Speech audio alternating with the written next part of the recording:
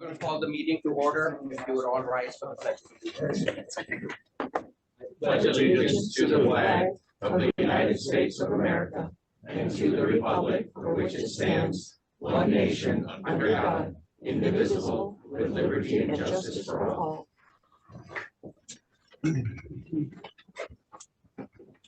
I need roll call, please. Lehman? Here. Underwood? Here. Gilman? Here.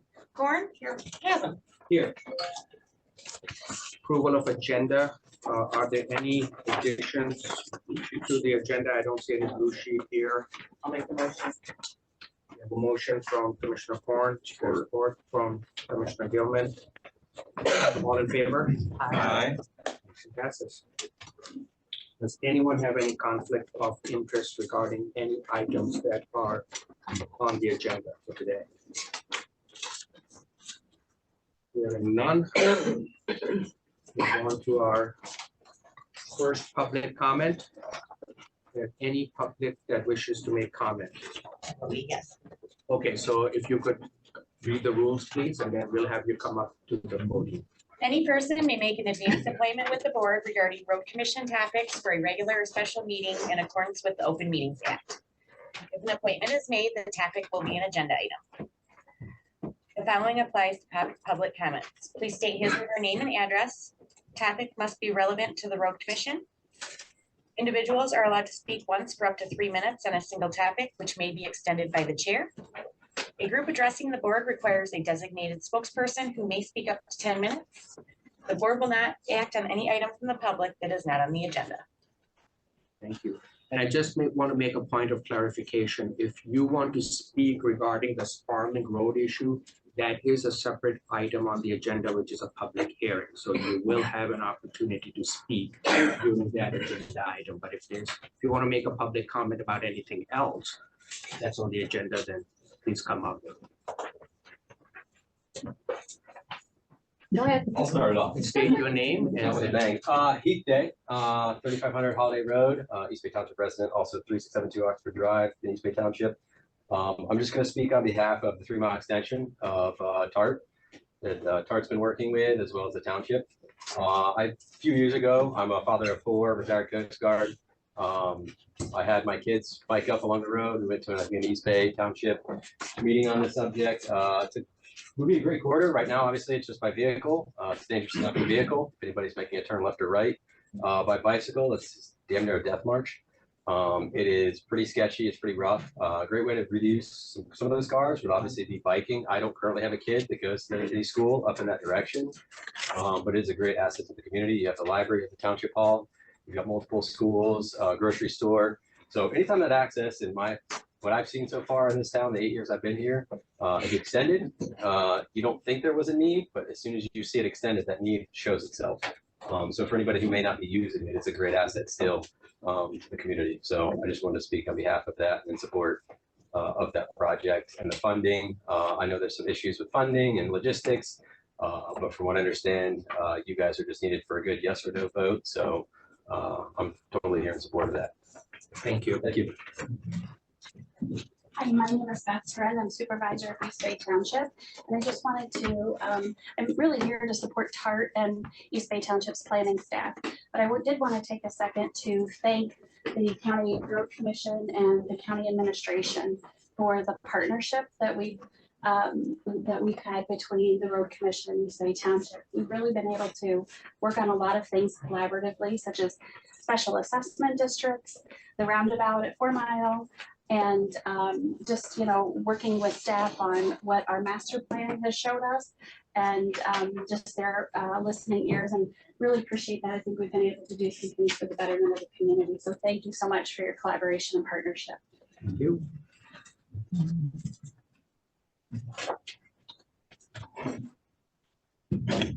Good evening, my name is R.C. Herman. I'm the developer of Alta Vista, which is a single-family home project on Hammond Road. Consists of 165 home sites presently, and I just bought some expansion land, so eventually I think we'll hit 200 homes there. I'm particularly interested in the TART Trail issue because the TART Trail runs through our property, right on our west boundary line. It's become a very, very important part of the overall development. When we market, our market is primarily senior citizens and empty nesters. They're heavy users of the TAR trail. I have another project here in Traverse City, Wood Creek, which is pretty much the same type of demographic. And if you're there during the day, you will find that a lot of our seniors walk in circles around the community just to get exercise. And I think the TAR trail would be a definite advantage to them. That plus, we're in the process of designing a small off-on ramp from Alta Vista onto the TAR trail so that our seniors don't have to go up to Hammond Road in order to access it. And that'll keep a lot of our, I think, a lot of our seniors from having to get into a car and drive. So this is a very, very important project to our owners. We have 20 homes pre-sold already.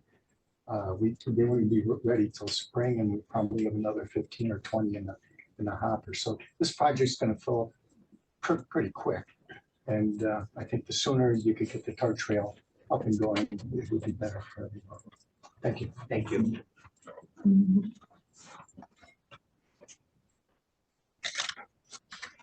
Good evening. My name is Paul Gonzalez. I live at 709 Munson Avenue in Traverse City. I'm also on the Planning Commission for East Bay Township. And I'm here in support of the extension of the TAR trail and 3 mile extension. We have spent on the Planning Commission, we have spent a considerable amount of time working to improve, obviously, the amenities of East Bay. One of the items that we have been doing a lot of work on is the TAR trail, the safe route to schools, and knowing 3 mile the way it is, anything that would make it safer for people to be able to access the TAR trail and be able to connect, that would certainly be to the benefit of many of the citizens. So I thank you for your time, and please pass the resolution. Thank you. Thank you.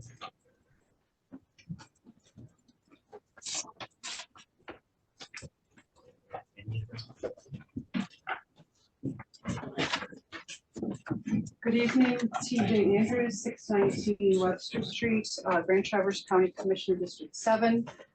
I understand that members of the Road Commission and staff who work for the Road Commission may have been surprised by the decision of the Grand Traverse County Board of Commissioners at our last meeting to create an ad hoc committee to study other models on how road commissions could run. I appreciate that the County Board of Commission decision to take another step towards evaluating alternative road management structures may have created uncertainty for what the future may look like for members of the Road Commission as well as the staff who work for you. And so I wanted to just take a moment this evening to acknowledge in public comment that decision directed to you and to your staff, and to invite further dialogue about what this may generate in terms of concerns from the board and from your staff. So I do want to outline before I outline what the next steps are going to be, I just want to take a moment to look back in context. And while the decision that the county made on January 17th was not planned for that meeting, it didn't come entirely out of the blue. To the contrary, last spring, the topic of the Road Commission's roadkill stance was the subject of numerous meetings and local headlines. And in the course of the county's efforts to try to figure out just what to do about that situation, our board passed a motion. It was a 6-3 decision to direct our administrator and our legal counsel to provide the board with some solutions. To quote that motion, it was to bring solutions immediate and direct to this roadkill situation, up to and including the option for dissolution of the Grand Traverse County Road Commission. Following that motion, and as directed by our board, we did receive a memo from our legal counsel, and we met with our attorney and our administrator to discuss the option for bringing management of the roads to become a direct function of county government. That would be a function that would be under the supervision of the County Board of Commissioners instead of the County Board of Road Commissioners. Our attorney was involved in the process of transferring the road commission to county commissions and other counties in our state when they made this decision. After Michigan amended law in 2012 to give counties this opportunity, following the recognition for potential opportunities for greater accountability and efficiency to local government, several Michigan counties have made that switch. That includes Ionia, Berrien, Calhoun, Ingham, Jackson, as well as Macomb and Wayne, which were already under a direct county supervision of roads. Without a doubt, before making the decision for the county to absorb road management responsibilities, there are some practical questions that we need to consider. And before deciding what is the best management structure for the Grand Traverse County roads, our board unanimously decided that we, at our January 17th meeting, that we should take a closer look at the range of potential costs and benefits and pros and cons. And we formed a bipartisan ad hoc committee that includes myself, Commissioner Seifert, and Jewett to look into the practicalities and challenges that this would involve. This ad hoc approach, to my understanding, is the most transparent way we as a board have to dig deeper into complex issues. These are meetings that are open to the public. There's public comment. There's an opportunity for input. And in my experience, only 1 year on the commission, ad hoc meetings are the most informal way of discussing challenging issues, and they allow for input with expertise from stakeholders throughout the meeting. So that is, in my opinion, a good way forward. We've not had our first ad hoc to consider how we're going to do this with potential timeline to study what this may be, but we are not the first county in Michigan to do this. We're not, the other counties have studied this. They've done a feasibility analysis. They've looked at how to do this and they've implemented it. And I'm hopeful that they will be sharing with us their experiences, their challenges, their lessons learned to help us evaluate whether this is a good idea or not, or whether this is prudent for the county. So I thank you for your work. I know all the members on this board are dedicated. We dedicate long hours to meetings, to managing our roads for our community. I'm confident we all are doing what we believe is in the best interest of all the residents and the taxpayers and the visitors who rely on our roads every single day to take us safely and efficiently to wherever we're going. Please feel free to reach out to me directly to attend our ad hoc meetings, to share your concerns and your perspectives, whatever you believe ad hoc should be considering and what the County Board of Commissioners should consider before we make this move. Thank you for your time. Thank you. Can you make sure that the county, like Lisa, contacts Kylie just to let us know when the ad hocs are? Thank you. I don't know who the chair is of the ad hoc, but Commissioner Jewett. okay, you could just, thank you. Hi, I'm Jill Sill. I'm a Grand Traverse County resident. My address is 560 Island View Drive, Traverse City, Michigan. So I'm here tonight as a county resident and as the executive director of Norte Recycling. And I'm here in support of East Bay Township's request that the Grand Traverse County Road Commission supports or serves as a TAP applicant for the 3 Mile Trail project. When I think about what makes a community happy, healthy, and strong, it can be distilled down to the word accessibility. And that can be access to medical care, access to education, access to a neighbor, access to natural wild places. And the 3 Mile project provides that access. We have just around 2,400 children that live within a half mile of 3 Mile and Hammond of that intersection. And all of you drove down this at some point tonight to get here, down Hammond Road. The growth in the last about 6 years is exponential. It's exciting, but it needs to be supported.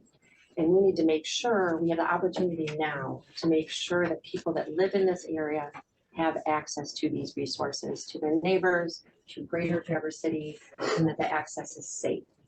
The 3 Mile Trail project has been in the works for many, many years. It is a collaborative project between the Grand Traverse Regional Land Conservancy, East Bay Township, Norte Recycling, TART, and many, many others. There's been a lot of community input and thought and work that has gone into this. And so I just urge you again to support East Bay Township's request for the Road Commission to be the TAP applicant. Thank you. Oh, no, you can have it. Any other public comment? Seeing none, we are going to close the public comment and move on to the first item on the agenda, which is the public hearing. The purpose of this public hearing is to consider the proposed removal of the first 0.75 miles of Sparling Road located directly east of its intersection with M113 in Five Lake Township. And this hearing is being held pursuant to NCL 247.655 small a. And the removal of, if the proposed action passes, it will remove Sparling Road from the seasonal road designation along this 0.75 mile segment. And it will make it a year-round road maintenance by the Grand Traverse County Road Commission, and it will remain open to the public travel year-round. So I'm going to open the public hearing. And if there's anyone on that wants to make a presentation, please step up, state your name. Come on. Wait. No, should I wait? Okay, okay. Anyone else?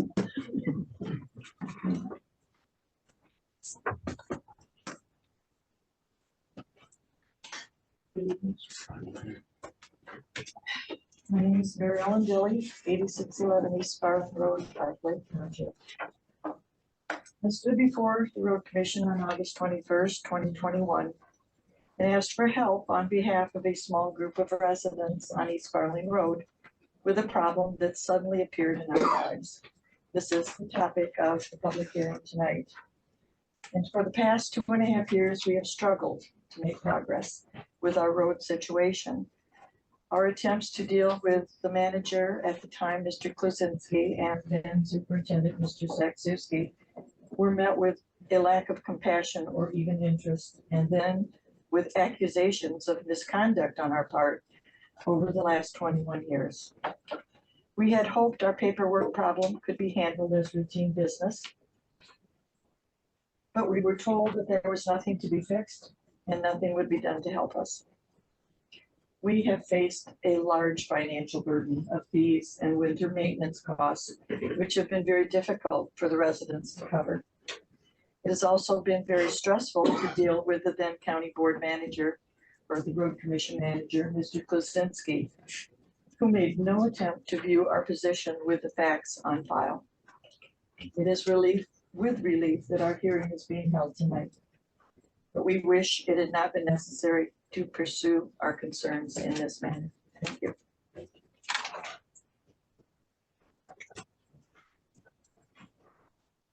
Anyone else that would like to speak during this public hearing?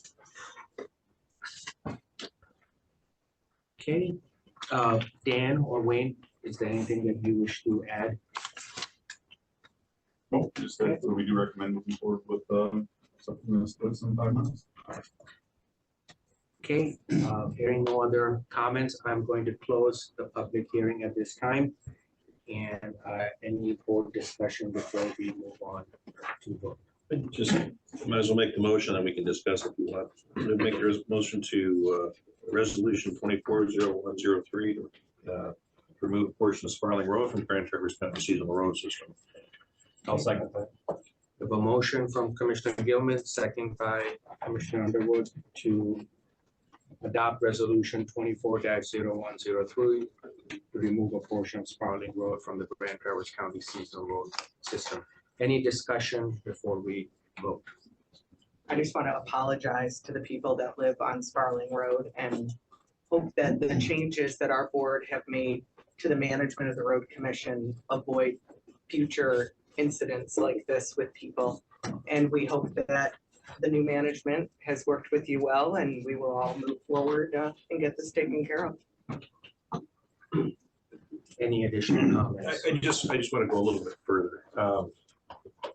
To everything there, I mean, there seems to be a sense that there are some things that this board has not been made aware of at times. And sometimes that's problematic. At the same time, there are some issues that I will still remain concerned about with regard to going this route. To date, I have yet to see anything that said that there was ever a hearing to take this measure before. And so I think it was maybe a little sloppy in the last 21 years, if that's the case. But let's get this over with. Let's move on, move forward, and just hopefully we don't have any repercussions as a result of it. Thank you. Roll call, please, Kylie. Underwood, Yes. Gilman, Yes. Chasm, Yes. or I'm sorry, Corn, Yes. Lehman, Yes. Chasm. Yes. Motion passes. Okay, item 7B, appointments. We have only one appointment, and I see Mr. Schneider here, so please step up. I believe Kylie, under our rules, we have for appointments, we have 10 minutes. Is that correct? Yeah, I'm Al Schneider, 4300 Hampshire and Acton Township. Hampshire Drive, of course, I think most of you know about.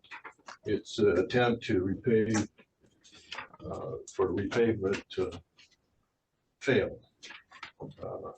As of the Tuesday regular meeting of the Acton Township Board. If any of you, I know some of you were there, Dan, you were there too. If any of you sense that there was some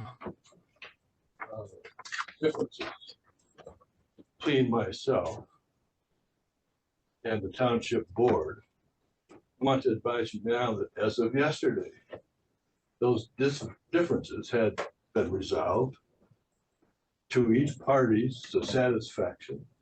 We are now working together. A big first step. Now we need another step to get this done.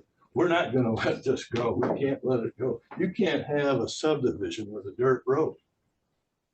Imagine what could happen. I mean, it's ridiculous. Let it go. It's got to happen. But the problem is the cost is too high. Dan knows that. I cannot convince a majority of the homeowners there to pay that amount.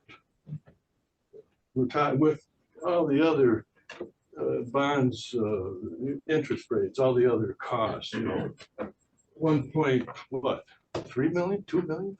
I mean, no, it can't be done. There is only one thing that can be done. I was coming here to talk about eliminating the Acme Creek culvert where it crosses Hampshire Drive as you enter. This conversation has to get much broader. There's only one way that we'll get this accomplished, and that is to reduce the scope of the plan. I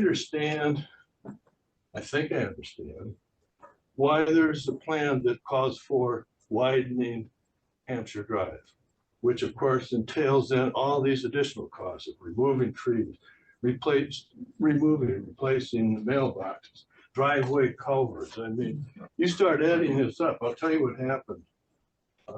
Andy Peterson, one of my neighbors, happens to be an engineer. You met him. He's not a road guy, but he scrutinized this estimate. And of course, what I didn't think about, what he did, is this project the request was made by Acme Township. If you follow that this is Acme Township's improvement. We pay for it, but it's their improvement. You do it, but it's their improvement. They asked that Hampshire Drive be repaved. They did not ask for a new road. In essence, what the plan is, with expanding the width of that road, is a new road. We don't need a new road. We've had the same road for 45 years. I've lived on that road for 35 of those years. We don't need a new road. We need the existing road 22 feet, repave. That's it. So the cost goes down, the actual construction cost goes down from 995 or, whatever, 995, 955 to $490,000, 955,000 to 493,000. We can do that. We will, I had 40 of the 49 owners signed a petition, which would have done the project, the plan as submitted, as you wanted it. They agreed, we will pay it. 40 of 49 owners, 82%. We're right behind them. They would have done it if we could have gone ahead with a $600,000 estimate of construction cost. They'll do it. I don't get most of the ones that signed it. They'll sign it again. And the Acme Township Board sort of made some revisions. They're ready to approve it as soon as I present them with the right cost and the petition signed by only 51% of the owners. But we'll have more than that. I don't know too many who signed the first petition, won't sign it now. So I'm not asking the board for some action today. I've talked to Dan, Andy's talked to Dan. I would think, isn't he like the equivalent of the county administrator? I mean, he's your manager. He's the guy that takes all the issues and he doesn't run to the board for every issue that comes up.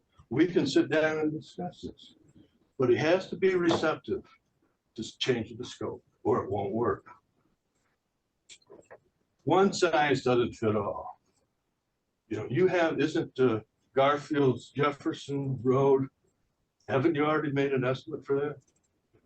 Or not asking for that. Yeah, and that project is in line for next year. Jefferson Road doesn't have some $1 million houses on that road. We don't have $1 million houses. We have modest houses occupied by people with modest incomes. I think we have 5 teachers. You paying attention to what kind of salaries they get nowadays? They got kids. It's in the road commission's interest to have that road repaid. Your crews are out there and they don't like it. They don't like having to futilely try to fill these potholes. They don't like plowing and throwing asphalt up on people's lawns. They don't like it. There's one other thing, if I have time. I think Joe and Dan, you heard me say at the meeting that I wasn't going to pay. Well, there's another reason. The law in Michigan is that the assessment, what we're going to pay, has to be proportionate to the benefit, the special benefit. Proportionate. If it's out of proportion, it's not valid. People that didn't want to sign the petition, when they get their tax bill, if that assessment is not valid because it's disproportionate to the benefit, they go to the tax tribunal and challenge it. And you know what? They've invalidated assessments. So I'm not going to pay for something that an assessment that might become invalid. All I want, all we want, is to listen to our arguments. I think they're, for example, there's never been a collision on Hampshire Drive. Never. The road's not too narrow. I mean, there are exceptions made. The city of Nova has standards, but there are exceptions, like for marginal access roads, which is exactly what Hampshire Drive is. You go around and you come in, you go around, you go out. You can't go anywhere else. So all I'm asking the board at this time is to at least indicate to Dan that he has some discretion about the scope of, I think he does, doesn't he? I mean, did you have any input into that estimate? I don't think so. I think this is a guy that can make that decision, and if he feels necessary, come to you. Well, we may have some questions, I think. Okay. Yeah, I'm gonna wait for, are you? Yeah. Are you, okay, so I'm gonna entertain questions, just limited to questions for Mr. Schneider based upon his presentation and. Well, my questions would be for staff. Sure. First of all, did we resolve the culvert issue? Wasn't that one of the main issues? We came up with another option in full replacement. Okay. It did save some money, but there's still that. Okay, because you're talking like there's been some It reduced costs. some coming together. Okay, and what's the current width of the new design? And I understand, I get the whole rebuild the drive. The problem is when you pave, you know, you can't have an overhang or a. Sure you can. 45 years, you had it. That road actually stood up pretty well. Okay. Yeah. But I mean, We might have had a conversation or what we talked about. Dan and I talked about, I think we mentioned it at the construction committee a week or so ago, 10 days when we met with Wayne, that I'm proposing we look at alternate methods of bringing the roads up to the standard they were built at, not the current standard. I lived in a subdivision off Long Lake Road that my wife and I built our little house in when we first got married. And the county standard at the time was a double chip seal, not paving. And that once, 20 years later, when this county still had chip sealing equipment, they chip sealed again, Mr. Schneider. And that is what the road that people are living on today. It's not great, but it's not built to our standard, but it's much better than a dirt road. And what we've just recently begun entertaining with new management is the fact that we might need an alternate plan. Our engineers have a standard that we have approved. We have a standard. We don't have a, let's fix it halfway. Let's restore the condition it was built to in 1970 or 1980. And I think we should. And we're talking about perhaps some alternate methods where perhaps our crews would be involved to do some of the work that the contractors don't want to do. A big problem in Traverse City, Michigan is lack of competitive bidding. Our bids are coming in through no fault of our staff, or we're using a design that's approved in most places, been used across the nation. We only have one bidder. And it doesn't look like it's going to get any better. And the one bidder is there used to be two bidders, now there's one. It's a very good company, but they do not have any competition. And so our numbers, there is a company that is bidding on some of our. Isn't there Mullen and Owens? Yes. And in all fairness, I sold my paving company to Mullen. So the plant that they're making the asphalt with but they haven't been staffed to take on big scale county road projects. They're slowly ramping and scaling up. They did, but they did it to our. I think they did it to our standard. They brought it to what we. So what we recently talked about, based on the limited number of bidders and what the expectations are of the people living on the road, is let's examine the standard that was in place when the homes were built, and let's see if that possibly could, what we would restore the road to, like you're talking about, like the 22-foot width, 2 11-foot lanes. What we will have trouble explaining to the public is, if the road beds aren't great and we make an improvement that's half price, is that money well spent? When you crush and shape a road, you add a lot of gravel to the base and you really increase the stability and the strength of the road. If we don't do that, if we skip that step and perhaps pave over, we do some simple overlays, is that money well spent? And you have to say, is it going to last another, proportionally, if it's half the cost, is it going to last more than half the time, or is it gonna last less than half the time? Because of the base that's underneath it. But we have, 10 days ago, have spoke about examining our standards, and I think we're going to do it. We don't want chip and seal. Oh, that wasn't necessarily. I thought you were saying No, like no. a double chip and No, seal. no, I was just saying, the people in that subdivision are using that road and it's fine. We don't do that, but there's alternate methods of paving and in the design, how wide, how about shoulders and stuff that go into making the roads, changing the price of the road projects. And we're gonna, I believe we have the consensus to examine some of those to make it more affordable. Well, that's good. Any questions for Mr. Schmidt? So if I understand correctly, based upon the information we had, it was only presented to us that you were objecting to the replacement of the culvert. Which I still am, but. Right, and apparently, my understanding is that I believe that we have come up with an alternative with permalining instead of the Slip lining, sorry. It does, was it around 100,000, Wayne? 75. Outside Outside Cost of savings. 5,000, it would be a UV cured in place liner.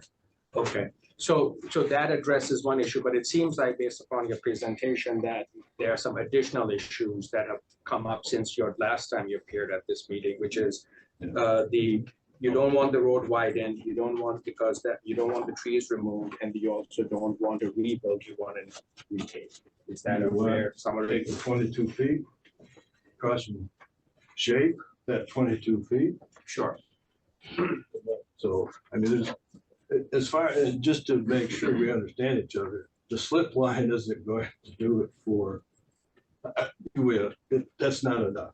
That culvert has to be left alone. It's not part of the project. It should not be part of the project, has no business in that project. It's going to last for 30, 40, 50 years as is. It's perfectly fine. It's been inspected.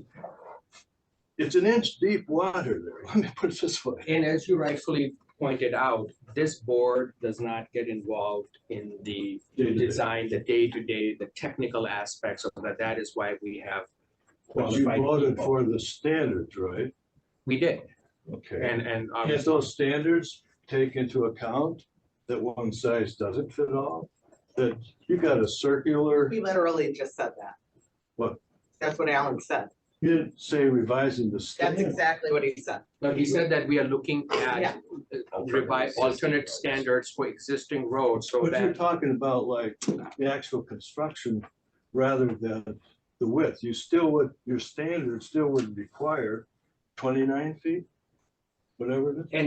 and those standards, again, this board approves those standards based upon the best practices and recommendations of the people who are hired to do But the that. board can change the standard. No, not unilaterally, we can Well, the without board. actual information Well, I and understand that. and make those informed decisions. We can't just unilaterally change them. So if Dan and Wayne here came to you and said, you know, some of these points are okay, that we probably can do a 20. Sure, if it's based upon the You could change the recommendations, standards. if based That's upon the all I'm- recommendations of the engineers, if they feel that there's variances that can Sure. be given, sure, but other than that, we don't change our standards just on a project by project basis. Just to be clear though, there's no federal or state law standard. I think there are MDOT standards. No, there's not. Well, Things like design standards, Wayne. Yeah. So our design standards, we incorporate a lot of the recommendations by AASHTO and by the state, but our standards are established and set by our board. Our board, right. And to that point, I think I mentioned, the city of Novi has road ordinance. They have standards, they've adapted, but they have different standards for different roads. A marginal access road, 20 feet. It's not, you know, they take into account things like the speed limit. You know, in Hampshire Drive, it's circular. You can't even get up to that kind of speed, you know, it's a safe road. Never been a collision. No one's ever complained it's not wide enough. So anyway. All right, well, thank you. I don't think the board has any further questions unless you. No, I was just gonna say, what I've heard here tonight is the subcommittee that works on what you're asking about has begun work on existing roads and how that might be treated in a brand new road or an extension of a brand new road. And for different reasons than just this. Just this. I mean, So- we have a lot of reasons, and particularly he mentioned the competitive Well, nature yeah. is not there right now. So It's probably- we start- Yeah, but bear with us as we Sure. begin to look at this, because I think you'll see recommendations in the future, so. Excellent, thank you. That was really nice. Thank you. Okay, we move on to the consent calendar. Kylie? The consent calendar is used to expedite business by grouping non-controversial items together without discussion. Requests by any person present to remove any item from the consent calendar for full discussion as an agenda item are automatically respected. The action noted in parentheses for all items remaining on the consent calendar are approved by a single commission action adopting the consent calendar. The manager recommends the following items be adopted. 1 minutes, 2 payroll, 3 accounts payable, 4 financial reports, and 5 communications. Thank you. Does any member of the board wish to remove any item from the consent calendar? Hearing none, can I have a motion? I'll make the motion. Approve the consent calendar as presented. You have a motion for Commissioner Howell. Support from Commissioner Lehman. Roll call, please. Gilman, Yes. Corn, Yes. Lehman, Yes. Underwood, Yes. Head. Yes. Okay, reports.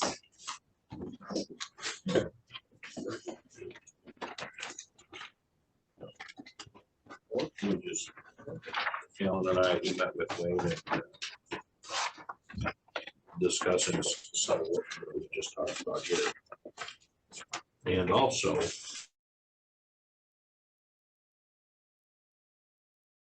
Commissioner. oh, okay, yeah, there you go. Yeah. I was like, I mean, under reports, Okay, oh, Phil, that's all, yeah, okay. Phil, do you have anything to report from a finance standpoint? Okay. Okay. Wayne? No, I think I'm on here enough tonight. Not anymore. Okay. Dan? The biggest thing I would say is that our HR journalist has joined now, so we're very excited to have Heather Lynch. She was hoping to be here tonight, introduce herself. She had something to come up, but she said she promised to be at the next meeting and just wanted to be here for the next board. Thank you. Now we can go to commissioner updates. Okay, oh, you want to have, or you want? No, Okay, well, and the only thing I guess that he could follow up with is if there were additional meetings that he's attended after that, but we met with Wayne and kind of doing a relook, you know, as I think we should be doing on a number of topics at the Bluff Road issue. And kind of re-examining, again, different possibilities that could make it possible to move forward for the peninsula residents who are concerned.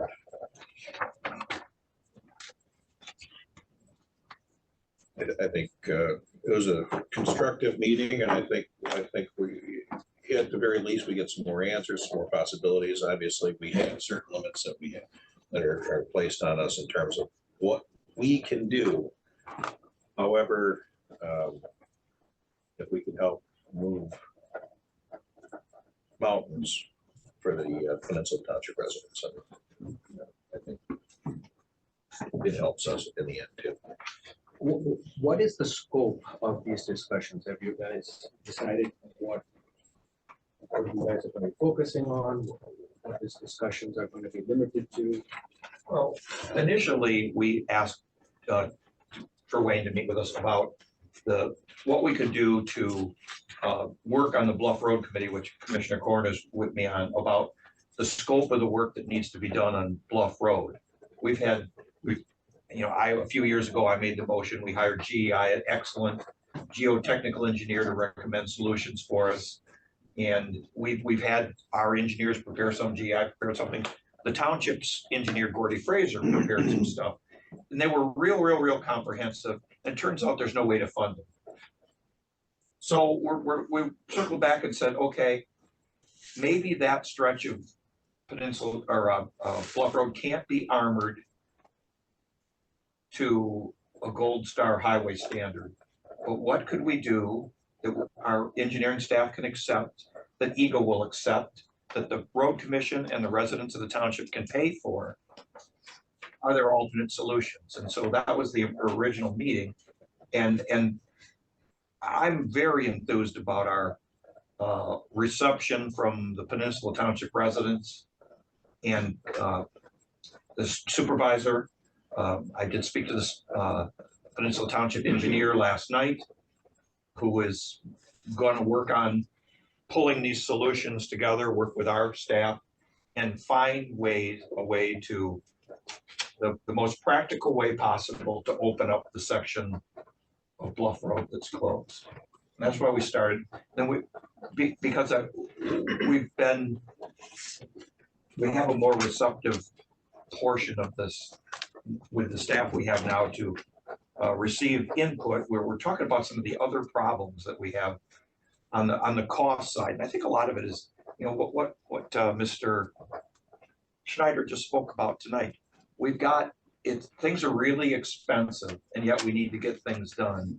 And is there more than one way for us to do this? And that's what the engineering and construction committee is talking about. And we're going to continue meeting. Right. So that's my report. Thank you. Commissioner Underwood. Any updates? Since our last, we're going to talk about what myself and Commissioner Warren been up to on Okay, okay. So unless you have something else, that's my big one. No, I worked with Alan on Bluff Road and Joe on that, and I do want to say thank you. He did a great job at that meeting, and I really actually enjoyed the Bluff Road meeting. I like all the players in the game, but it was also enjoyable because I felt like for the first time since I've been on this board in the last couple of months, we're moving forward. And we're actually not just hearing people's problems, but we're solving them. And it was a great example of that. And that was one that I wish would have been recorded, because it was a great meeting to hear about how different sides can come together. And I think everybody walked out happier than when they walked in. Good meeting. Great. I don't have anything, so. Well, we move on to G, but commissioner's discussion, but I think we have already covered that. So we are just gonna go on to item H, skid steer replacement. So that's Dan or? We have Tim's here tonight. Tim, Our, yes. Fleet facility manager, he's gonna speak on this a little bit, replacing a skid steer that was on the fleet management replacement. So, all right, come on up, Tim.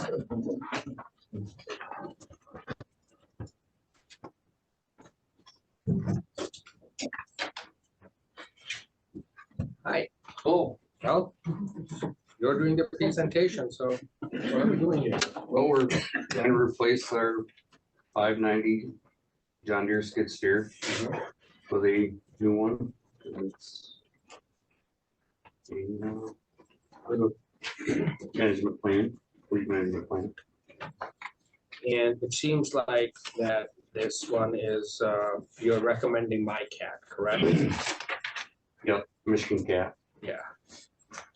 And it's about what? 82.5, which is a little bit more than the John Deere. But there's a reason why you're recommending it. Yes, Can you there talk is. about The hydraulic power on the machine, quite a bit more for some attachments, like our stump grinder and our pavement grinder.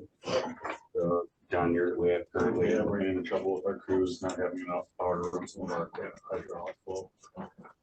Yeah, our crews are trying to run the pavement grinder, stalls out, takes them forever to do it when they need to do it.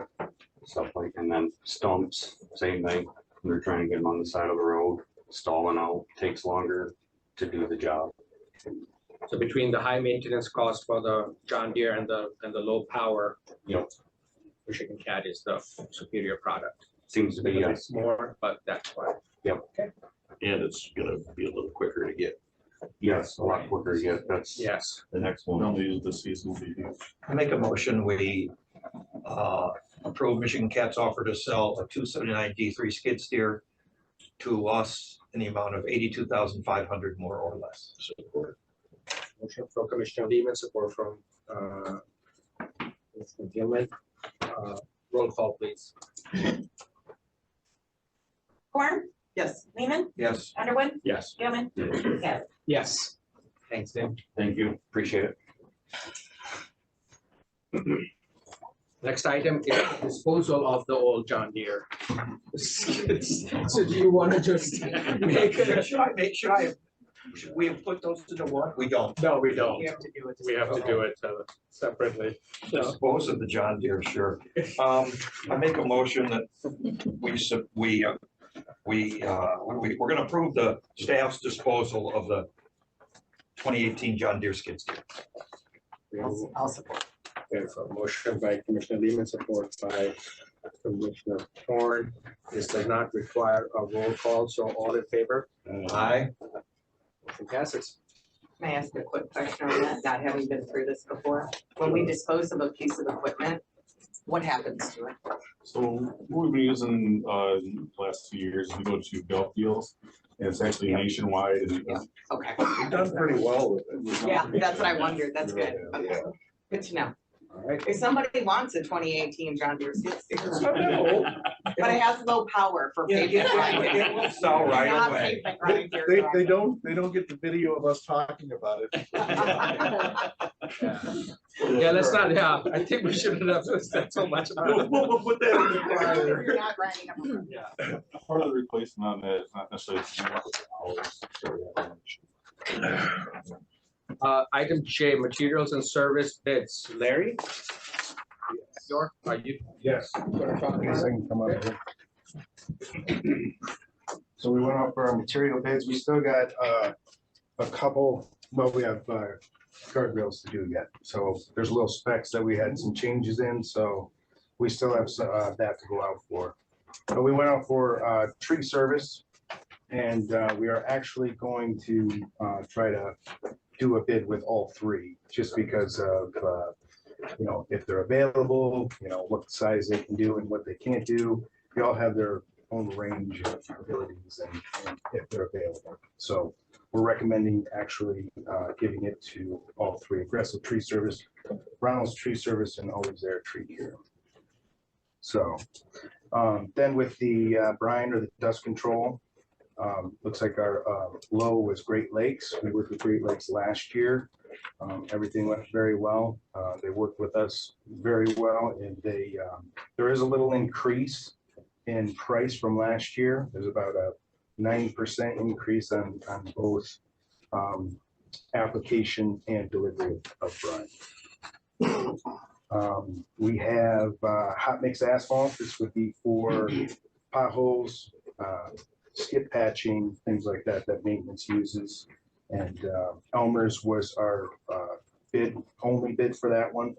And that's an increase, another 3% increase from last year. We have a cold patch bid with Unique Paving, and then also Team Elmer's. Again, it looks like Unique Paving is the low on this one. We worked with Unique Paving last year, and everything went pretty well there as well. And that is the same cost as last year. Crushed concrete bid. We had one bid on that, that was Elmer's. That is an 11% increase from last year. We had a 22A gravel bid. We had one bidder for that as well. And that one is an increase. We're looking at anywhere from 22 to 25% increase on 22A. 23A is again Elmer's, and there's anywhere for a 15% increase on the Norton Road one, but delivery it was actually a decrease. That is my recommendation or recommendation to And we did not receive any bids for the riprap? We did not receive any bids for the riprap. We actually received 3 bids late, like on Tuesday. There What's was- the riprap, Larry? Riprap is a big stone, and we were doing a 16-inch plus. Like a boulder? Or a boulder. That's right. So we use that for, yeah, it's. I'm just learning this Yeah, stuff. Okay. Right, it's like for stabilization, and we use it around water and culverts. Yeah. And, Now, in terms of the multiple, multiple recommendations, you say Ronald's and always there to tree care on the tree beds. Is that because one can't do some things the others can do? That is my understanding. I went and talked to a few people that have used both. And we have some that are very strong at traffic control. We have some that are not as strong at traffic control. So there might be some places that we can use one and the other. I did hear that there was some that were used to using bigger and larger trees, were able to cut larger trees rather than the other. So, but it's a mixed bag. As you can see in that bid, they're kind of all over the place. So I just want to sit down with each vendor and just walk them through and say, this is what we're using it for. Because it's, as you can see, some of these rates are, you know, 2,800 to 5,000. Yeah, well, I mean, for example, just Ronald's is considerably higher on some of these. Yeah, and then you go to some branding, it's like $5. The other one is $6. Yeah. So in years past, I believe we approved everyone, so we could do it off of pricing and availability as needed. Okay, well, that I have no problem with. If we've approved the vendors, you're gonna seek out the best option for us. Clearly, you want your money to, your department's part of it to go a little further, so. Absolutely. Any questions for Larry? My suggestion would be if we could have just one motion to approve the bids as recommended by staff for tree services, brine, HMA, cold patch, crushed concrete, 22A, 23A. So whoever wants to. I'll make a motion that we accept the bids for materials and services as presented by staff. Motion by Commissioner Underwood. Is there support? I support. Support by Commissioner Horn.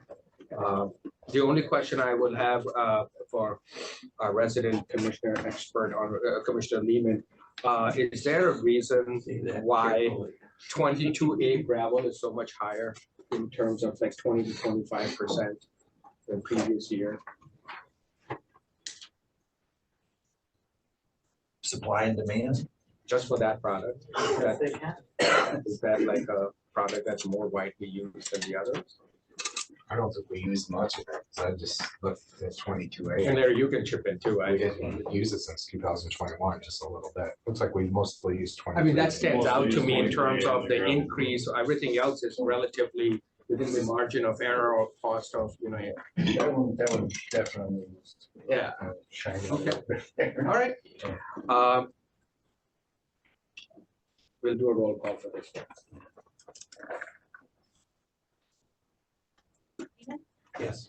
Underwood, Yes. Gilman, Yes. Horn. Yes. Haslett. Yes. Thanks, Larry. Next item is 2024 heavy maintenance advanced warning beacon modernization. That's Wayne. Yes. Yeah, there is. All right, with Wayne. Go ahead. We went out to bid on, or we received bids on January 22nd for this project. It was advertised on the Mitten /Gov bids and supplied to Interactive, third-party plan rooms. We received 2 bidders, J-Rank Electric at $87,425. And Windemuller Electric, Windemuller Electric Inc. at $96,921.25. Our bid was at our estimate was at $93,800. Based upon the low bid and the quality of the workmanship, staff recommends the board approve awarding J-Rank Electric Inc. the contract at a unit price bid total of $87,425, more or less. The J-rank bid is 6.79% under the estimated construction cost. And we've attached the bids, bid items for your review if you so desire. And if somebody else wants to, I'll make a motion, we accept the engineer's recommendation of J-Rank Electric bid for $87,425. Motion by Commissioner Beaman, support by Commissioner Gilman to accept the bid as recommended for J-Rank Electric. I will just make a quick comment. This is, I think, the first time where I've seen a bid come in below your estimate. Yeah. I mean, seriously, so I was surprised. So are we, is there anything specific? I mean, is there, you're just beeping it up there at 3 Mile Pottery? Or? So, yeah, so what we have out there right now is it's actually the same manufacturer that we're speccing. The estimated lifespan of those products are in that right around that 8-year time frame. These have been up closer to 14 years. So the quality of that particular brand is very good. These are solar powered and have worked very well for us. And we anticipate to get another 10 to 15 years out of these. What does this equipment do? Yes. So this equipment is advanced stop ahead warning devices on Potter Road as you approach 3 Mile. If you are proceeding eastbound, it's limited sight distance due to a vertical curve in the road, and so you don't see the stop or stop signs. And over the years, we've had a number of crashes there with just the straight regular advanced stop ahead signs.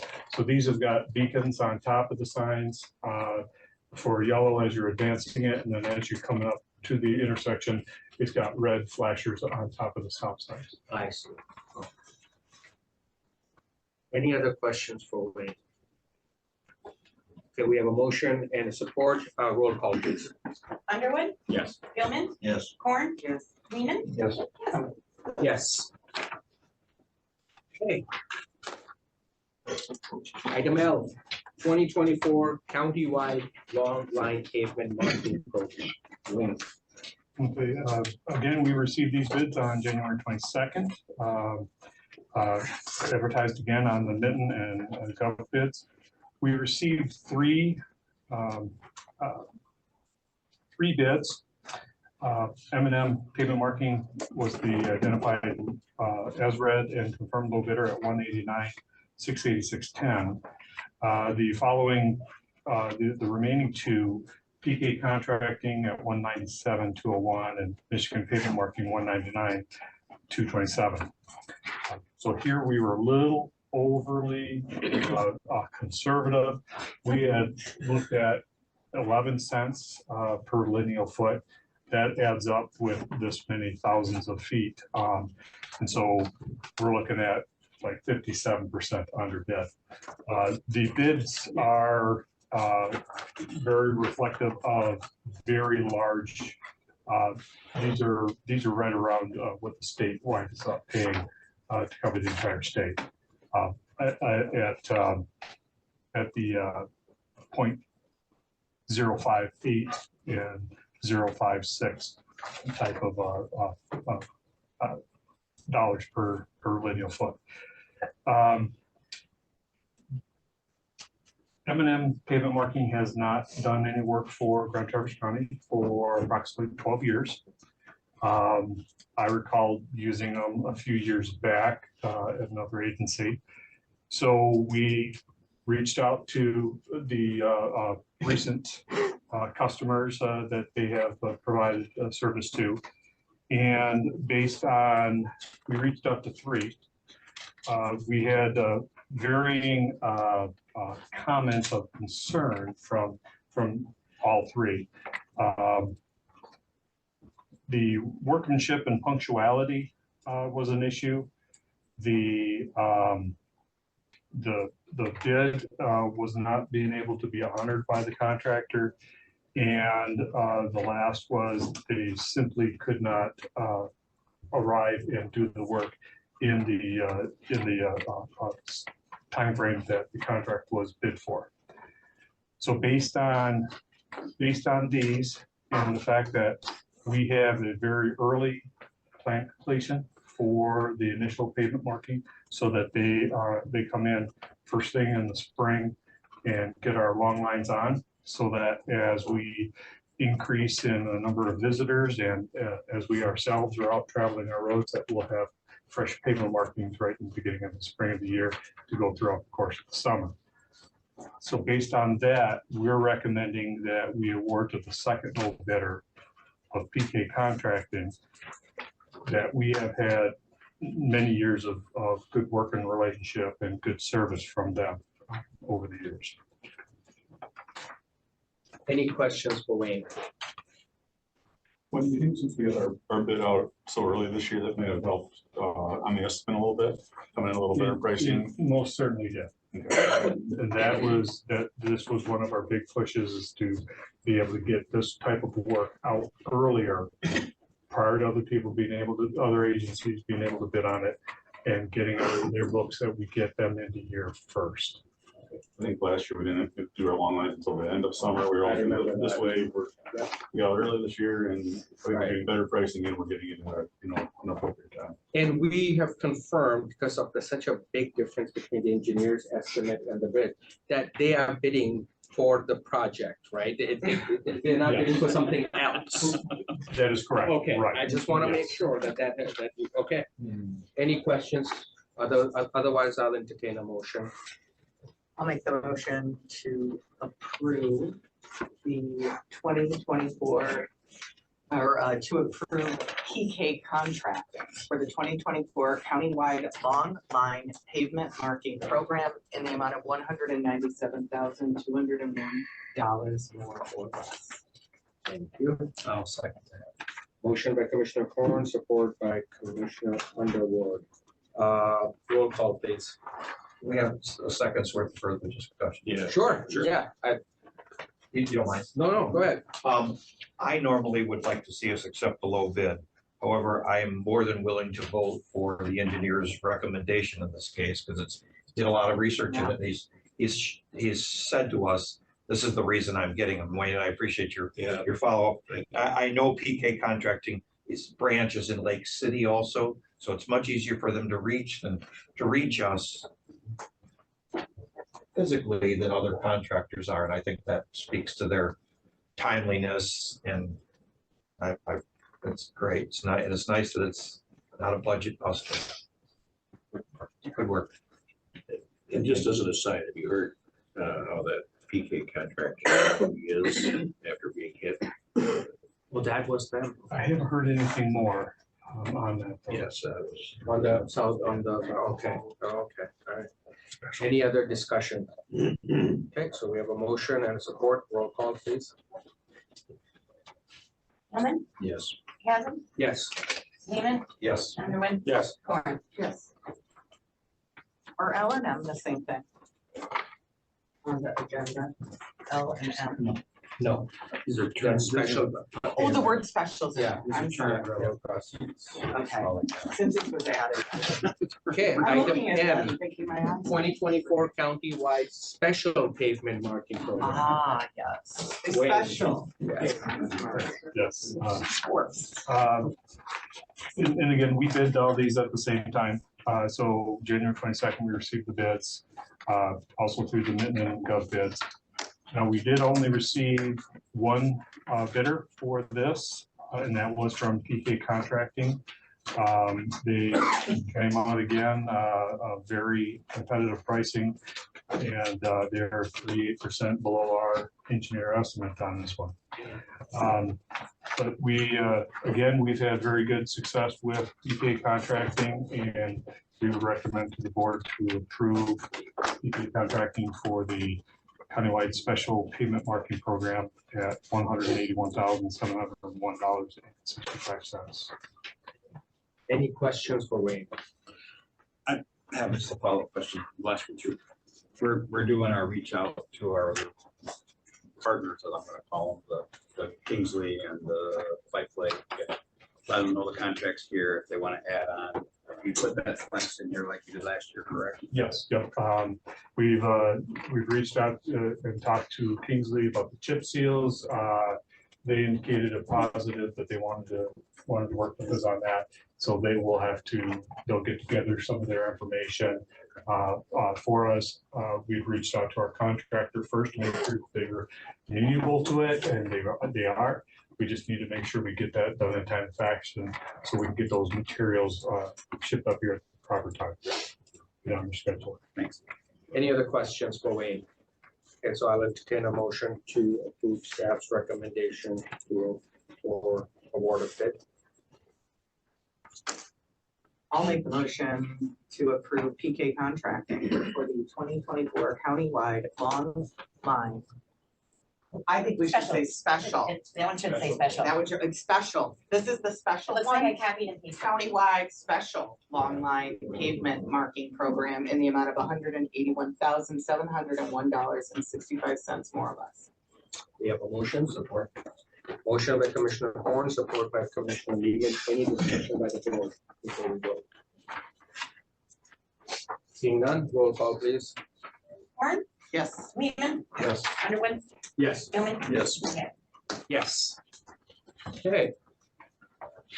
Next item is Lavender Hills Development Letter of Intent to Build Public Road. And Wayne, you're up again. Thank you. The Lavender Hills development, just for a quick little background, if a developer wishes to go through the subdivision plat act and build a subdivision by platting it and getting all the approvals through the plat process, they build then the road to our specifications, and all of that is passed and built correctly and approved by us, then we must accept that road into the public road system. In my 34 years of engineering, I've only had 1-2 subdivision plat come through that way.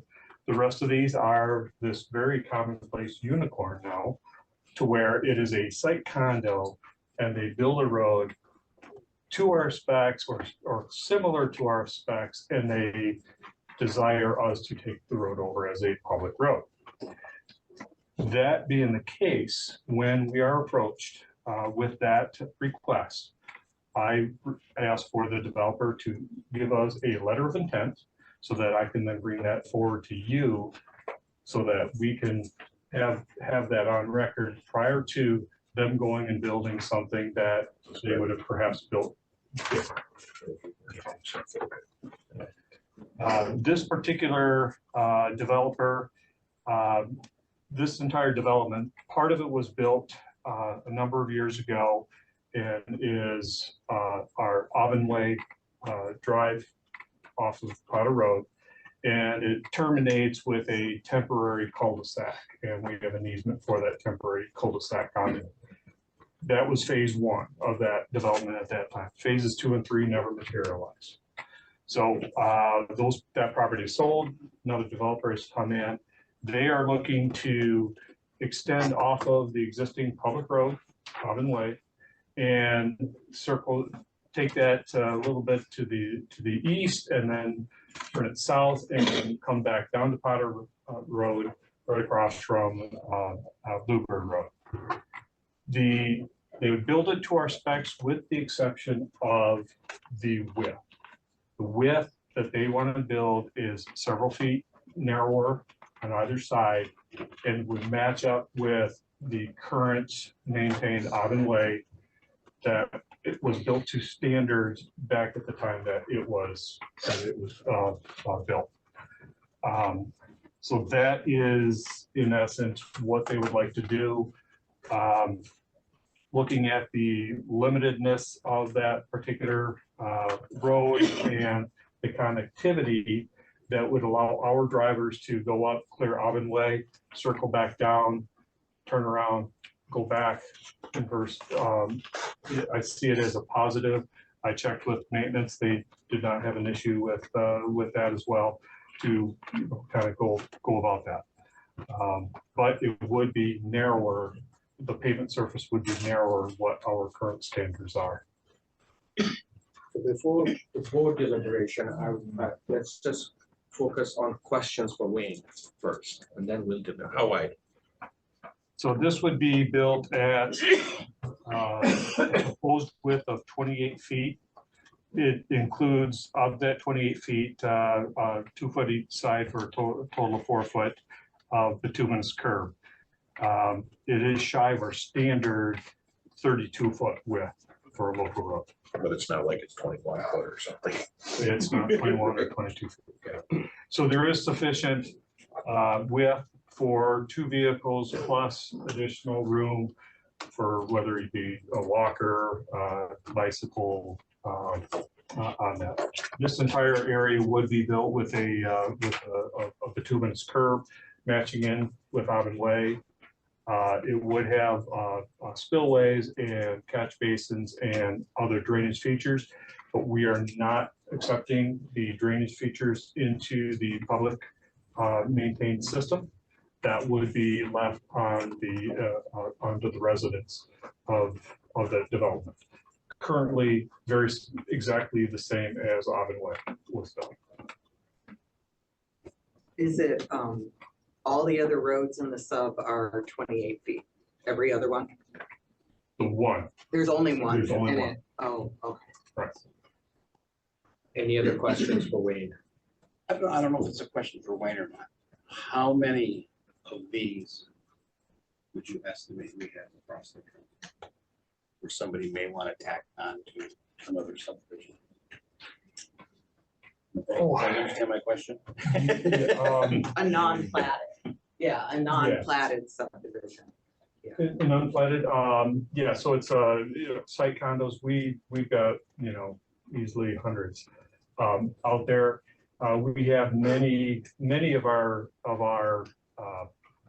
site condos are built with stub roads or stub right-of-ways for future expansion with the intent of extending public roads. Some of them have been allowed in the past before we really kind of anchored that down. Some of them are built with private roads off of those. Any other questions for any member? I have two. First, is there a reason other than that Auburn Way is 28 feet, so they want to keep that same width? Is there any other reason, such as, is there not enough room to have a 32 feet wide road? No, 32 foot width is completely something that they would be able to do. The one concern that we would have is we would have to have additional marking out there so that as our drivers were clearing the roadway, as they come back into a narrower, they're able to shift over so we don't have damage to our equipment. Likewise, going out the other way, coming off a narrower, we'd have to have it marked well so that they know then the roadway gets wider here so that they can then start to clear wider and not wind up building up snowbanks on the road, spring melt, and then water's trapped running down particular areas and can't get off. So some additional marking would be necessary for a 32 foot wide road. Second part of that is considering that there are probably a lot of roads, situations similar to this, where roads were built under a previous standard, which required 28 feet width, and now we are at 32 feet. Well, why wouldn't we want these roads to comply with as these stub roads keep getting built, to comply with our current standard and improve upon them rather than granting them variances? Because it seems to me that this could get repeated over and over again. This one here, I viewed this one here as being a rather limited exposure in that the road currently Auburn Way comes off with Potter, goes up. There's only 2 or 3 lots remaining to be built on that section of roadway. And then this roadway would circle right directly back and tie back down into Potter. The fact that Auburn is built with the raised bituminous curbs onto there, I see a lot of potential for damage either to our equipment or to the curbing. We've had it happen on other places where if you don't get all the snow removal back and now snow, it's warm, then it refreezes and it becomes or creates an ice dam. Water can't get to the spillways if the snow piles are in closer. So there adds additional things of this nature or additional maintenance concerns. It does create a little bit more maintenance for our maintenance. So you say that the drainage features still, they will still be responsible for the drainage. Correct. Yes. They being the property owners? The association. Correct. The association, and then yet those will still reside in our right of way. Yes, they are shifted off. These are there's a small spillway with the drainage structure located a couple of feet off on that and paved around to collect stormwater. So you're saying that in this particular situation, there are certain unique circumstances based upon which a wider road would actually impede our maintenance efforts? It would increase, it wouldn't necessarily impede, it would add some additional maintenance. Such as? So again, other than pushing the snow. Yeah. Having pushing about our it, snow right? back, yes. Okay. Yeah. Any other questions? Sure, next general question, that may or may not. Yeah, go ahead. This is the question. Okay, so around the corner from here is a new subdivision going in. Finally, familiar with this, it's right next to me. They are hooking into a subdivision behind them. What precludes them to come here and do the same thing based on, because that's coming off of what PJ or whatever is across the street in the back there, again. Would they, I mean, how do we distinguish this one from that one? Does that make sense? Yes. Is that a curb subdivision that has special maintenance needs and procedures, or is that a standard? I don't know, that's what I'm kind of. Aside from the raised curb, it probably would be identical. My concern is where the road is basically, it continues on. It's one continuous roadway that this one would be. I think in situations where we have an additional subdivision that is being built and it's going to tie into an existing, generally it's going to be a roadway that kind of comes up, tees in, or makes a nice four-way intersection. Those ones there, if they're built out to today's standards and they're wider and they're not trying to rehab an existing, those ones there would be same thing. I think those can be built to today's standards and not impact our maintenance any. Any other questions for Wayne? Do I have a motion? I have a question on what's written on the paper, just to make sure I'm understanding. Okay. Yeah, and you're asking about where the language says that inspection, right? Yeah, they want a variance of paved width inspection right away and final acceptance. We only are granting them a variance of paved width. That was my question. So the motion is improperly formatted, I would guess. I agree. Okay, Well, that was my. You're much better formatter than I am. No, I agree, but that's how I read it, that we were accepting more than just the width. We were also accepting the inspection and That was right why I away wanted and to- final. And I don't believe that's the intent, first of all, and that's not how it was presented either. We only talked about the width. So if you're asking this board to also grant them a variance from inspection right away and final acceptance, then you may want to address why we should do that. Probably just need to put a period at the end of paved width yeah, and strike the rest? Is that what you're? I'm just asking Wayne No, for no, no, no, no. clarification. The way this is accepting the variance of paved width and inspection right away and final acceptance. Right. And in other words, he's saying, we're just. Yeah, exactly. So what, let's just, what are you asking this board? So the width alone, everything else they would be required to follow our standard specs. That's my intent. Yeah. Okay. And part of my lack I have one final question. It's kind of Sure. to- Which certainly. Yeah. Does this kind of go along with what you're talking about with the? It does, and I know, like, we talk about, I've been in that subdivision, there's an unpaved cul-de-sac at the end that our guys probably bounce their plow trucks in and out of. Now we're gonna have a continual paved road, and in our standard, we're improving the situation for maintenance. And and there's not 300 homes going in there either.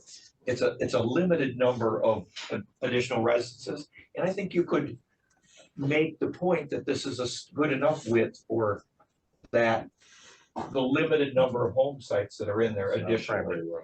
Yeah. Well, and I appreciate that point. I appreciate the point that we are extending a paved road. And that's a good thing for our, for maintenance standpoint. And if 28 feet shouldn't be the standard, then we obviously changed it at some point from 28 to 32, and that's our new standard. So unless we go back and change that standard again, that is the standard. And my concern is that, given that this is not an isolated incident, and the goal should be to bring more and more roads up to the current existing standard, this is contrary to that. Second, the only special maintenance that I heard is that we would require to push the snow a little bit further. Our plows are gonna grab those curbs and rip them away and throw the trucks around. If there's not a beautiful merger of these weird widths when it's all. How long of a stretch are we talking about, this Porch Road? How long is it going to be? I wanted to say it's. Quick.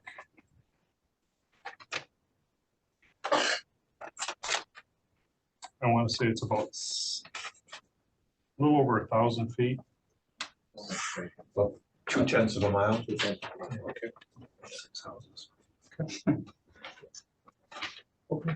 And I know a lot of the board members don't like exceptions. We have policies. I understand that. I'm more likely to lean for exceptions, which is good and bad. So, but in this particular case, I think the engineer, if Wayne didn't like this, or if the maintenance department, if our superintendent said, geez, even though the developers requested this, I hope you don't grant it. I think that would be different than our staff is saying that this in this particular case. I think it puts our staff in a difficult position, because all of a sudden we alter the standard from an objective standard to a subjective standard. And that's where we start getting into issues where one developer, we give them this exception, and a different developer comes in and they argue for that. And for some reason we say, no, in this case, we won't do it. That's my concern here. But I'll have let's just have a motion first, and then we can continue more deliberation. So do we have a motion? I'll make a motion. We accept the staff's recommendation to approve the letter of intent with Porch Street to meeting our current construction standards, except for the paved width. Okay, we have a motion from Commissioner Lehman. We have a support. I'll support that. Support by Commissioner Gilman. Okay, additional deliberation. And the only, this goes back to the, our appointments comments, maybe not having a one size fits all. And it's something that we're talking about. To some degree, we have to find the pieces that fit appropriately. In this case, it's already established width, and to kind of keep some, either consistency visually, if for nothing else. But you made the point that, okay, if not, then we better taper it in. And the plow guys could speak to that better than I can. And I want to be clear, I am all in favor for having alternative standards and not have a cookie cutter approach. I am completely supportive of that effort that you guys are undertaking right now. But until we have that in place, this is our standard. So Mr. Chairman, my comment is that we kind of had a similar thing, was it last year? And the homeowner was not happy with us because it took us 3 or 4 months to get. 2 years ago, 3 2 years years ago. ago, whatever, it was, Yeah. a while back, took us a few months, but we did research and we actually changed the policy because we had staff go back and tell us exactly how many road endings might turn into this, so that we had a clear definition of what we expect to happen, and that it allows staff then to say, this is the policy now, if you meet these criteria, you are set to go. And can we, I know we have a meeting 2 weeks, can we delay it and get a little more information? I'm not sure what we could, with all due respect, I'm not sure what that we have a meeting on February 8th, it's a special meeting, but I'm not sure whether we would be able to accomplish. I mean, obviously, these guys are no clear to developing those alternative standards. How many other issues we may have if we okay this one? You know, because there's so many that we can. And there are times that I would argue with the engineer, but in this case, and he's bringing it to us and saying, hey, look, this kind of makes sense. Let's roll with this. And he's putting his name on it. So Well, and we have a motion and support, so this, any additional deliberation, discussion? I'm inclined to do it until our committee is able to meet to look at the details of the different circumstances to change the standard. I live in a sub with 2 different width size roads, so I know the ups and the downs of it. Yeah. Kylie, let's do a roll call on this one.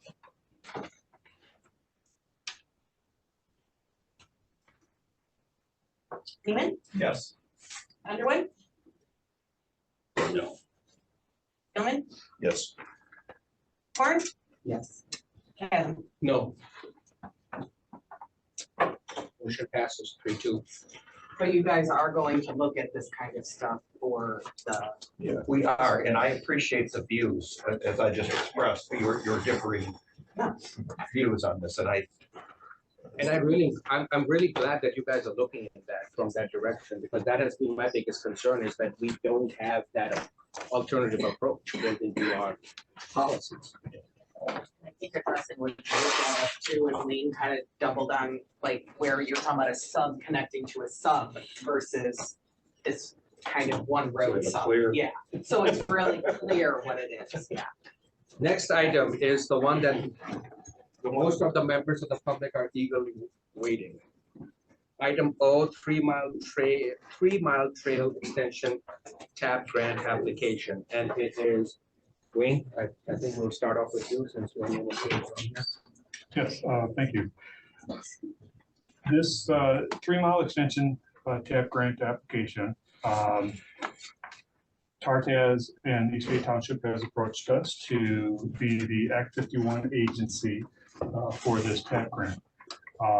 With that, our involvement is very minimal.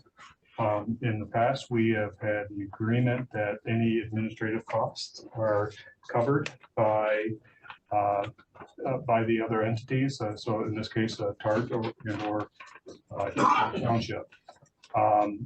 They do have all of the, they do all the necessary work and submissions. We do some very cursory reviews and status updates and reports that they present to us, review, approve, and continue to submit those. This 3 mile extension would tie into and extend further south off of the existing TART trail, just south of the intersection of South Airport on 3 Mile Road.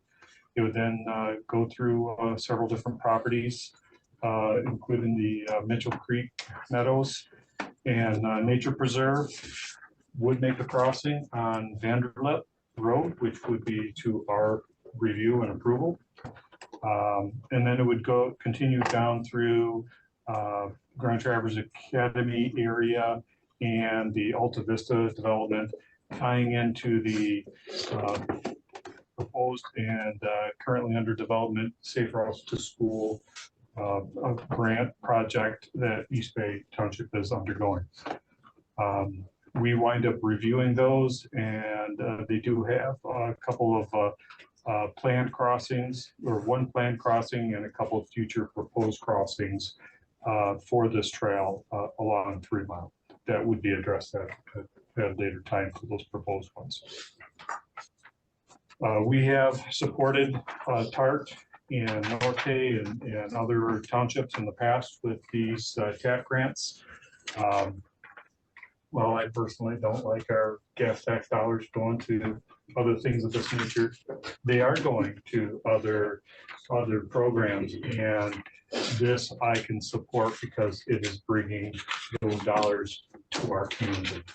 And it gives us a very good, safe route for everybody trying to go north and south in another mode of transportation other than automobiles. Thank you, Wayne. Any questions from board? Yeah, I have several. First of all, so the money is I mean, the grant is specifically for these kind of things, right? Right. Okay. So I am completely on board with you when it comes to questioning why in the hell Act 51 monies are going to things like this to start with. And the questions I have beyond that is once the grant is made and the trails are built, who owns the trail? You know, these are things that, you know, we should probably know. And who maintains the trail and who ponies up the expense for the trail? Now, theoretically, we are the Act 51 agency, and are we not then somehow responsible? I mean, is this not our child to some extent, or are we just acting as a fiduciary to pass through money to a non-governmental organization? And that brings me to the other question, which I've kind of had I'm not against the TART stuff. I mean, I've supported it at the county level, you know, when I was a commissioner, but I've always kind of had this thing, and I've done my research since then, since being a county commissioner. And the MMA, Michigan Municipal, or the MML, the Michigan Municipal League, I mean, their guidance is that private organizations should not be receiving taxpayer largesse. Okay, period. They shouldn't. The taxpayers shouldn't be paying for private organizations. Now, the alternative, the way that it could work, is that the local government owns something, whether it be a trail, it be a road, but can contract, as we do, for other people, with other people, other organizations, to maintain such a thing. I can't support this for the first reason. I just don't think Act 51 money should be. This is, to me, an abuse, and it's the kind of abuse that's been going on for too long. And somebody at some point, I know it'll go elsewhere. You know, Southern Michigan will get it or something, but I can't support it in good conscience. And as an aside, I think that our local governments, including Garfield Township and East Bay, have given way too much of our taxpayer money to non-governmental agencies, which is not appropriate use of our taxpayer money. And that's, so I've got kind of a double hit on that. That's really. There is a maintenance endowment for this trail, just to make sure that that's clear. Yeah. You know, so that you guys know, there is a. Yeah, so I guess there were two questions asked.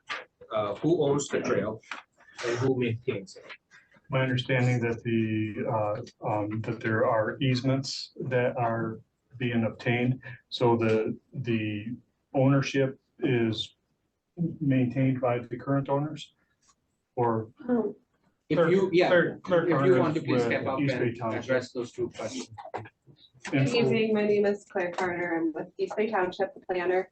And this is a new process, so I'm learning along the way, but my understanding is that East Bay Township will hold the easements. East Bay Township will basically own, maintain the trail. We'll be working with partners to figure out, you know, the endowment and the kind of similar to what Garfield Township and Traverse City did with the Boardman Lake Trail, but it will be a asset of East Bay Township as opposed to TART. So is there any, Ms. Carter, is there any documentation, formal documentation that puts that in there, that this is an asset that's gonna be owned by East Bay, and East Bay is gonna be 100% responsible for all maintenance for the duration of the trail's lifetime? Yeah, and those easements, we're a little bit farther along in the process with the Safe Routes to School, because it's sort of one trail. It's a 3-mile trail extension and then Safe Routes to School.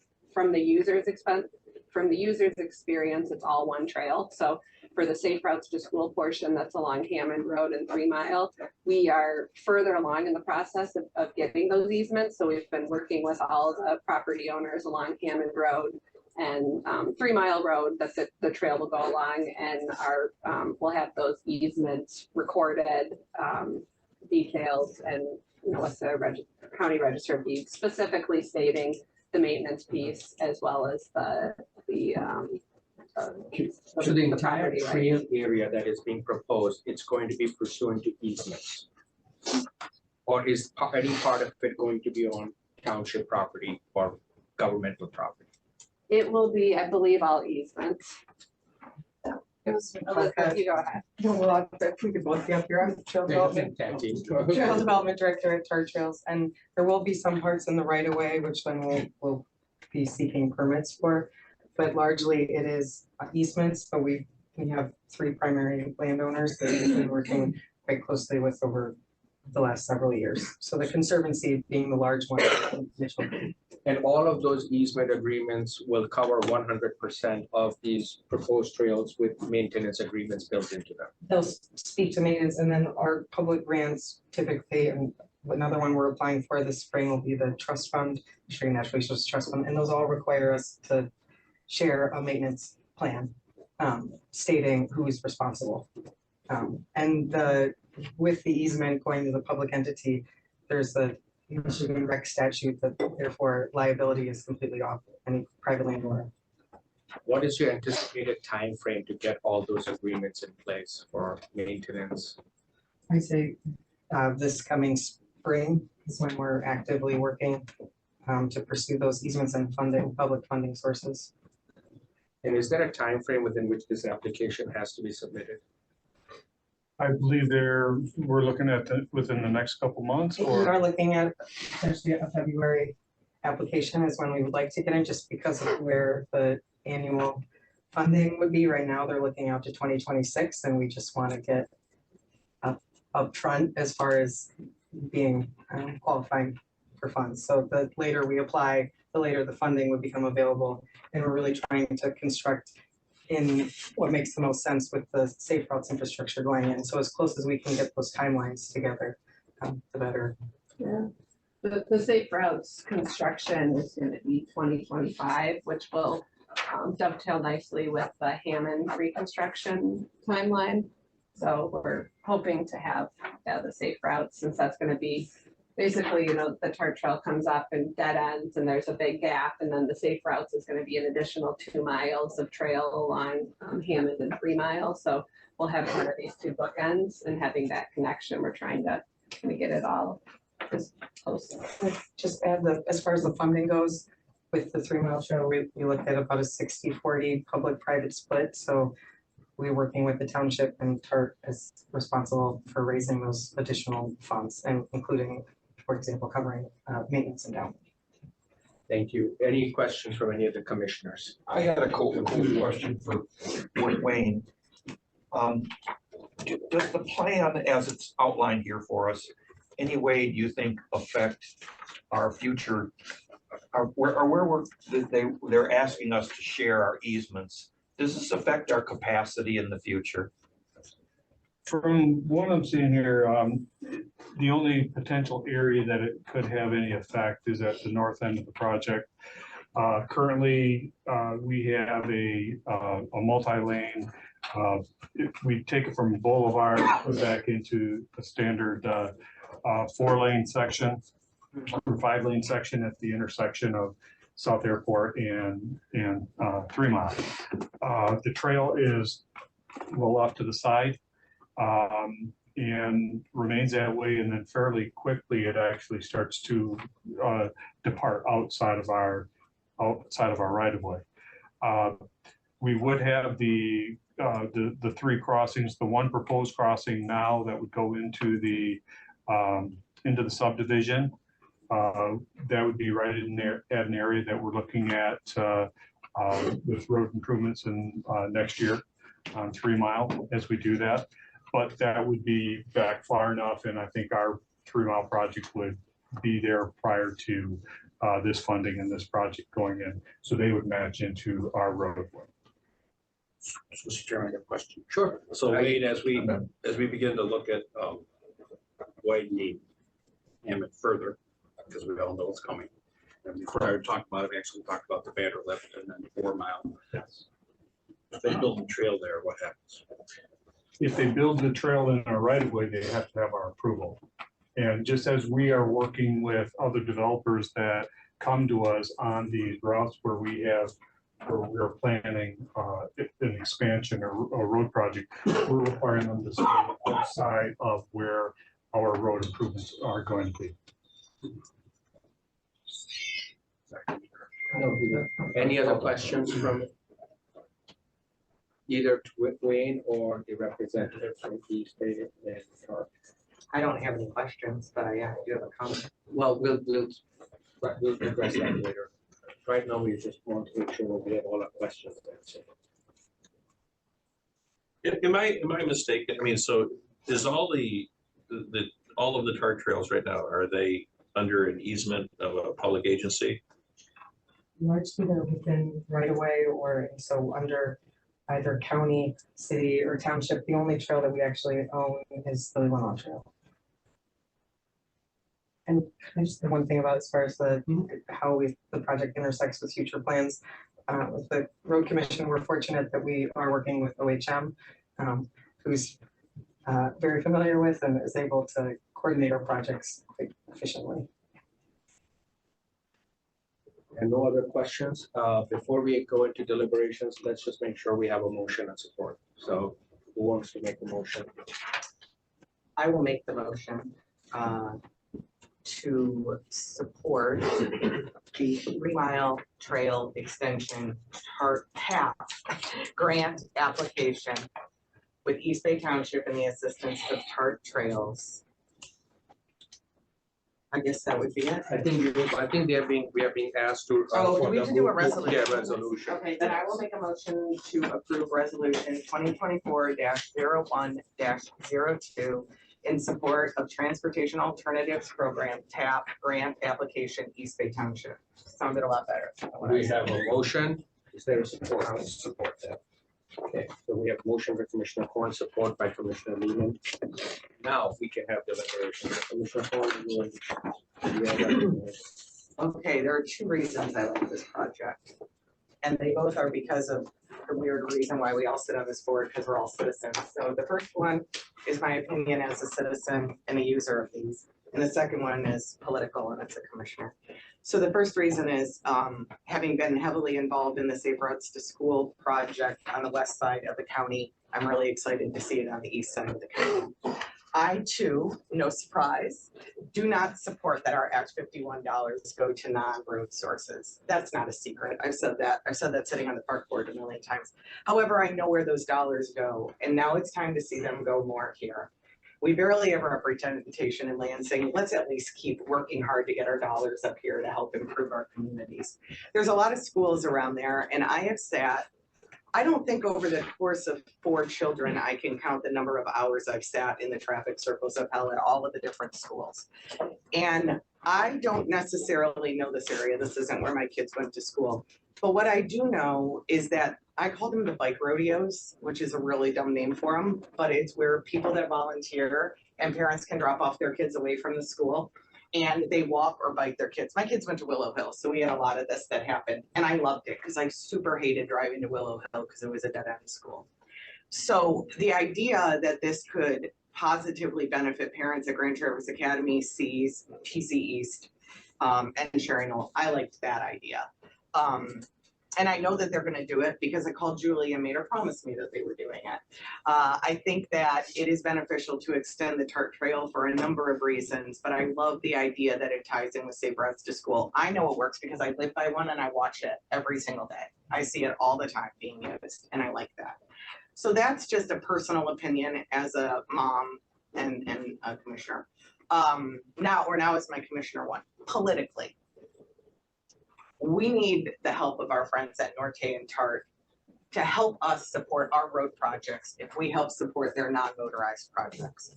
It is just good PR to work together on things that maybe personally I don't believe it should be funded for, but politically and for the mutual benefit of, because we serve the same people. I don't know why we wouldn't be a pass-through agency for this. It doesn't cost us money. It doesn't impede on our future projects. And I hope, and I'm looking at Jill from Norte and from TART, I hope that when we go to fix Frankie Road, which has a really serious safety issue and a school involved, I hope you're there supporting roads and people that drive their kids to school. If we will help support you with people that bike their kids to school and walk. We also have a safety issue at West Senior High. I want to see you guys there. I have gone to a lot of your things. I want to see you at our stuff. If we can all work together and communicate better, which is a huge goal of this commission, this is a first step in showing that goodwill. And I would like to see us make a politically wise move, but also for me personally as a mom, I think is a really beneficial thing. So I'm absolutely on board with this project. I think it's good for us and our goodwill in the community, and also helping our partners help support things that we have coming up in this year for funding and millages and road projects and all of that. So I like it. It's good. I'm here for it. Okay, thank you. Who wants to go next? Commissioner Gilman? Go ahead, Commissioner Gilman.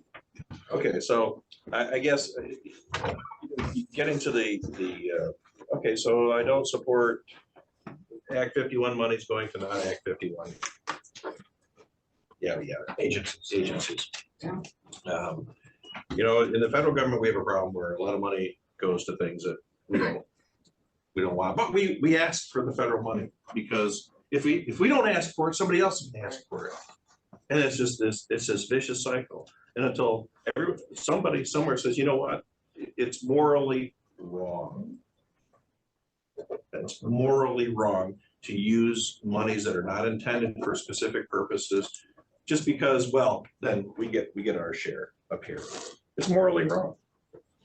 And so I just, in good conscience, I can't vote for it. And that's just where I'm at. So you understand why I can't support that. My next one's Joe gonna go. I don't support Act 51 money going to things other than roads. However, I believe our community wants this. And I'm not a big user, but I have. And I really like getting the bikes and the walkers off the road edges. I'm super supportive of that. So for that reason, even though I don't believe our road money should do this, I think there's enough positive things that I will certainly vote yes. Underwood, my 2 cents. I am fundamentally opposed to public-private partnerships called P3s. I'm also opposed to the continual land grab that continually happens, which puts pressure on the landowners that are there, and therefore have a long-term effect of what happens in the area. And the fact that I've had multiple negative comments made by citizens of the county as to this project. I will vote no for this. Let me start by saying that I use the trails, my dog, during the fall. It's a great way to get out and exercise, and I'm a huge supporter of the work that TART has done and Norte has done to promote those types of recreational activities. I also think that it is extremely important if we can connect homes and schools and businesses together, especially in that Hammond 3-mile corridor where there's a lot of development that is already occurring and is projected to occur. So to the extent that all these future developments and existing developments, homes can be connected to schools, can be connected to the businesses without people having to get in their cars and drive down Hammond Road and cause congestion. I'm all for it. I support that. My biggest concern here was, and to some extent remains, I want to be absolutely clear. I don't want any dollars. I want zero Grand Traverse County Commission dollars going towards maintenance. And both the representative from Tarr Trail and East Bay Township have stood up here and have indicated that to be the case, that they're working on the easement agreements, that they already have certain existing easement agreements that address detailed maintenance, and that all that maintenance is going to be handled by East Bay Township, apparently, in conjunction with the partners. But I want to be absolutely clear here. $0. I don't want any request coming before this board to change. Well, this didn't work out. We thought it would happen this way, but this didn't come up with our expectations. At that time, there is not going to be any monies. We have people who, you just heard this today, we can't afford to pave their roads, and they have to pay for them through a special assessment district. We can't in good conscience spend our dollars on non-motorized trail and pathways, as wonderful as they may be. So I just want to make that abundantly clear to everyone present here. There will be $0 coming to any maintenance effort from the Road Commission. And I understand the legislature in its infinite wisdom required an Act 51 agency to be the applicant. I don't know why they do certain things. I don't know why they do a lot of things, but that's what they did. So here we are an Act 51 agency. But to the point that Commissioner Underwood and Commissioner Gilman, and actually everyone has made, no one wants to see those dollars going to that. And that's to my point. I haven't heard anything here today that leads me to believe that any road commission or transportation funds are going to be expended on this, other than we are going to be the name on the applicant. And technically, we are responsible for maintenance. If we get the grant as the applicant, as the grant applicant, we are responsible for it. But that's why I was very insistent upon getting clear answers as to who's going to be actually paying for it. So that's my piece. So we have a motion. Everyone has had a chance to speak. So we have a motion, we have a support. Let's do a roll call.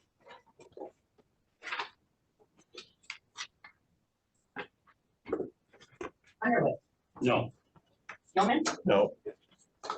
Horn. Yes. Lehman. Yes. Yes. Yes.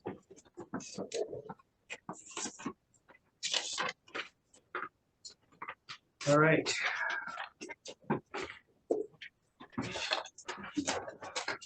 Next item, item P, public education.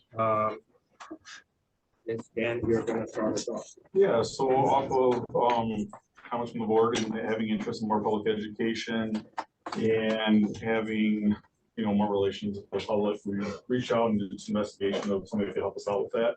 We did have a subcommittee meeting came in, and I'm gonna kind of turn it over to the here, and we do have a representative here tonight that's prepared for a little presentation. Why don't we do it this way? Why don't Ms. Wilcox has been waiting here, Wilcox Olson, I should say, have been waiting here for this entire time. Let's have you come up here, talk to us, and then we'll have our commissioners. She's probably withdrawing after sitting through. So now we can't help this. I'm sorry. Absolutely not. It's more education, and I'm honored. Thank you very much for the opportunity to be here.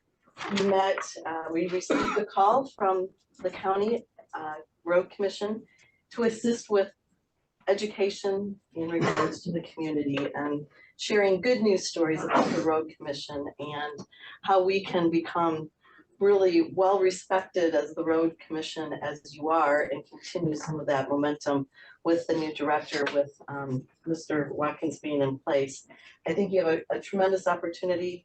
I met with Mr. LaCrosse and Commissioner Horn and Underwood and Dan as well. and provided a proposal that spoke to the efforts that we can contribute to share stories on a weekly, bi-weekly, and monthly basis. That would include TV, radio, print, online sources, so that we can share, as we say, the good news about what your team is doing, and led by a new director. I think you have a tremendous opportunity to be in front of the public and all of the constituents in Grand Traverse County and beyond, frankly, to share the stories of the work that you all are doing. So, in my opinion, so many times commissions and authority members are so undervalued.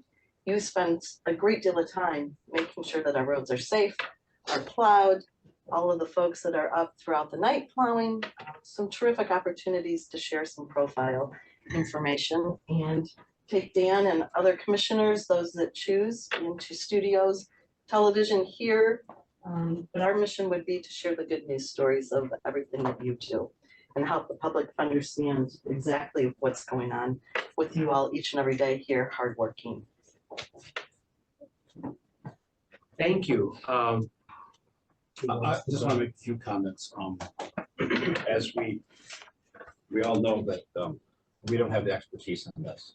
We also know that we had several incidences last summer. So our thought was, if we were able to increase the amount of knowledge of the road commission through the positive, we could also spur that into helping the safety of our crews, because people are unaware of, they take it for granted, or however we want to say it, but we don't have any presence out there. We don't have the ability to do it in-house.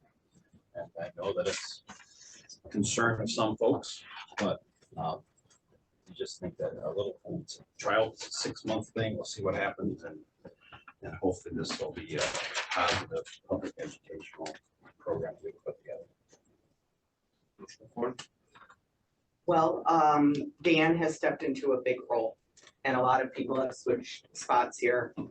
And we know that we have an issue with getting press releases out and some communications out. And we offered as a board assistance to our staff while they're still trying to fill roles. They don't have a communication specialist, and that's fine, but they need a little bit of help. So the idea was about helping put out timely press releases. If you read the minutes from the last board meeting that we approved, there's kind of a funny one. Not Kylie did a lovely synopsis, but if you read it, it says Commissioner Korn said she was on the radio and asked people not to hit our drivers. But that's true. And that is not a great way to get a message out. But I did. I was like, please don't hit our drivers. We had 3 people hit this year. Like, that's not okay, right? So that kind of spurred on this discussion. The discussion is really, I love our traffic light person, Keely. She's fabulous. Getting people out to learn more about that. When you sit in traffic and the traffic light is broken on South Airport, let's help get information out so people understand why. When we have MDOT shutting down Grandview Parkway and everybody has to be rerouted, let's help them understand why. These guys are drinking from a fire hose right now. You know, that's not what they can do. This is a critical year for us with the communications needs, not only for the safety of our drivers, but also because of these projects that are going on in our future capacity projects. If you go around and knock on the doors in Grand Traverse County, I'll bet you 1 out of 100 might know how their roads are funded, who takes care of them, and why. Why are they compelled to vote for millages or people in elections that have to do with the roads when they don't understand it? And that's why we engaged her. It's not fluff pieces about, oh, everything's great at the Grand Traverse County Road Commission. It's, hey, we're building a roundabout because people have died at this intersection and we need you to be safe in it until it's done. This is what we were thinking of. We just wanted a trial idea to give Dan and our new staff or readjusted staff time to learn how to do communication pieces, press releases. We've discussed this ad nauseum in the last year. I could give you a million examples, but I will just throw out deer carcasses as one.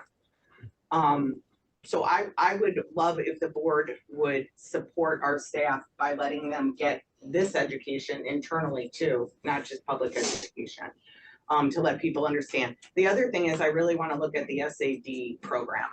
The SAD program is currently our only tool to expand our road network at a fraction of the cost to what it would cost us to build those roads ourselves. we have a communication problem, not only with the township, village, and city employees, but with the residents of the area on how this program works and what the benefits are of it and how to make it happen. This critically, this SAD would be what we had discussed at that. We had just issues tonight that good communications would have helped us with in the past.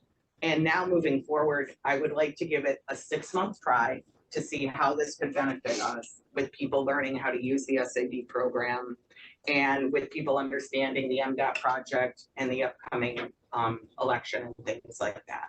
So that was our thinking.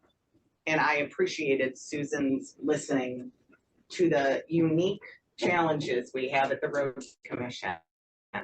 Most people's interaction with the Road Commission is being angry because the pothole in front of their house hasn't been patched. We need to teach them how you make it happen, how you report it, why, and how it's funded. That's what we're talking about. We're not talking about Good Morning America with a bunch of people cheering about how great everything is. We're talking about, this is how you trusted us to use your money, this is how we're using it, and this is how you can get involved, rather than just complaining. Be proactive. So. All right, thank you. Commissioner Gilman. Well, it's better than communication specialist. You know, honestly, I'm not so sure. I mean, I appreciate the contracting out, and it's an efficient way, and you make some good points. We haven't yet engaged here. We're talking about engagement. Yeah. You know, but you know, public relations. I mean, it's quite literally, it was designed in the first place. The original public relations efforts back in the 20s, 30s. It was basically to put lipstick on a pig. Are we a pig? You know, you talk about potholes in front of somebody's house. If somebody says, you know, there's a pothole in front of my house, you know, it does road commission. They just hired a PR agent. You know, I mean, and I mean, for me, the best public relations is quality and safe roads. That's the best public relations. We've screwed up a couple of times, and some of those reasons for screw ups are gone. Okay, I mean, frankly, I know you've advocated having at least a communication specialist. To me, there is another way to do it, and I'm not adverse. I don't want to grow the government entity, but there's a certain degree of control and also multiple responsibilities and tasks. You know, Dan, we've said to Dan, we're going to give you what you need to make this work. We've all said that. And I think if he needs an assistant who has communication skills, that's super. And then that person can run point maybe, and other things. I don't agree with a half of an FTE or a subdivision, you know, a couple hundred feet of a subdivision, you know, road cost being spent to put lipstick on a pig, to make us look better than we are. It's not public relations, it's public education. And honestly, Elisa Korn goes on the radio and does a great job talking about the road commission and what we're doing. You guys have been on the radio, you know, you're doing a good job, and that's kind of what we're here for. Maybe, you know, if they go and they change our makeup and we wind up an elected board or something, then it can be something even more so, because then we'll be, you know, representatives of the people somehow.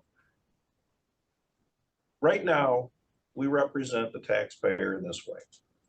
We make sure that every dollar that we spend goes towards a safe and efficient road system. And I'm sorry, but I'm just, you know, a new paint job on who and what we are. I just don't agree with that necessarily. All right, thank you. Commissioner Lehman. I don't have anything to say for a change. Okay. Mr. Chairman, can I just make a comment? Okay. And that is, part of what we're trying to do here is actually put a real face on it. It's not just the red truck. It's not just the guy mowing. It's, or the gal, because it moves like 1 or 2 feet outside of that. So it puts a face on it. It's actually your neighbor that's out there plowing. It's actually your neighbor out there in the tractor that might be hit by somebody who doesn't have the patience to wait. Like 2 last year. How many accidents did we have last year? 3, 4? We had 3. 3 major accidents last year. So part of it is there a way to put a face on it so people step back and go, wait, that's John's, oh yeah, that's right, this kid's play soccer with me on the field. I mean, that's what we're trying to do. And that's an expertise that I don't think any of us really have. All right, thanks. The way I read it, my understanding is that this is more of a program to inform the public of what we are doing and when we are doing it. I think there have been plenty of instances, even from a lot of our township supervisors, where I know each one of us at one point or another have gotten a phone call or email saying, you're doing this project in my township and I didn't even know that this traffic is being rerouted, or, you know, this road is being worked on. And that has been an ongoing issue for us because our manager is busy working, doing a lot of things. So are our other department heads. And sometimes it's not, they tried, we have a Facebook page, we put that out on the Facebook, but it's purely, I don't know how many people are reading it or actually following it, or more importantly, understanding it. I think that's a big part of messaging is putting it in a format that makes it understandable to the general public, so they understand what we are doing and what the expectation is for them to do. We have a lot of projects coming up, which would require a lot of information on Grant. Thing that comes to mind, even though it's not our project, Grandview Parkway. That's going to be a huge issue for the traveling public. They will need guidance and education on where alternate routes, what they're supposed to do, what is available to them. Same with other projects such as, you know, the Potter Road and Garfield roundabouts. And so it doesn't hurt us. I agree with you. If this was being put as a project to just make it look good, I wouldn't have supported it, because that's not what we are here for. You know, this is not, in no way, shape, or form should this be considered as some weak attempt by us to improve our standing because of some of the, like Commissioner Andrews spoke about that. This is not, we have been talking about it for a lot before that some of these decisions at the board level happen at the county board level. This is to address an ongoing issue, I would say, with communication on our projects and how to get that information out in the most efficient and understandable manner. So that's how I understand it to be. And it's for 6 months. You know, we'll be monitoring it. And I guess one question, Susan, that I have for you is like, how are you going to be measuring the success of this effort? Are you going to be providing us with monthly metrics on return of investment type of thing? So explain to us a little bit about what the plan is there. So once and I would go even back a step, as much as the information outgoing is so critical to your constituents, God forbid if there's ever a emergency or accident or something that you have to access media on a Sunday morning at 5 a.m., we have the ability to pick up the phone, call the news directors on their cell phones, and get activity immediately. So we view our job as being 24/7 as a resource for you. So I want to make that very transparent that yes, we will work weekly. We had talked about getting together with Dan weekly so that we know exactly what are those messages that have to be delivered. Coordinating those news stories, whether it's going in studio, TV, coming here, print, interviews and the like, but we'll provide you with exactly where we've been, what stories actually came to fruition. And furthermore, we can value those expended efforts into dollars. So that if a television segment is 2.5 or 3 minutes, we'll go back and put the value on that. That is just so that you understand how that value is arrived at. It's an ad rate. And then editorial value is benchmarked at 7 times the value of an ad. So public service information people are engaged in more seriously than an ad, for instance. So our goal would be to work hand in hand with all of you, but I'm assuming our point person would be Dan, and making sure that we're talking on a great example might be, and Alyssa's familiar with this, as a liaison to the airport. Cherokee Capital Airport's been a client of ours for 25 years since the terminal was built.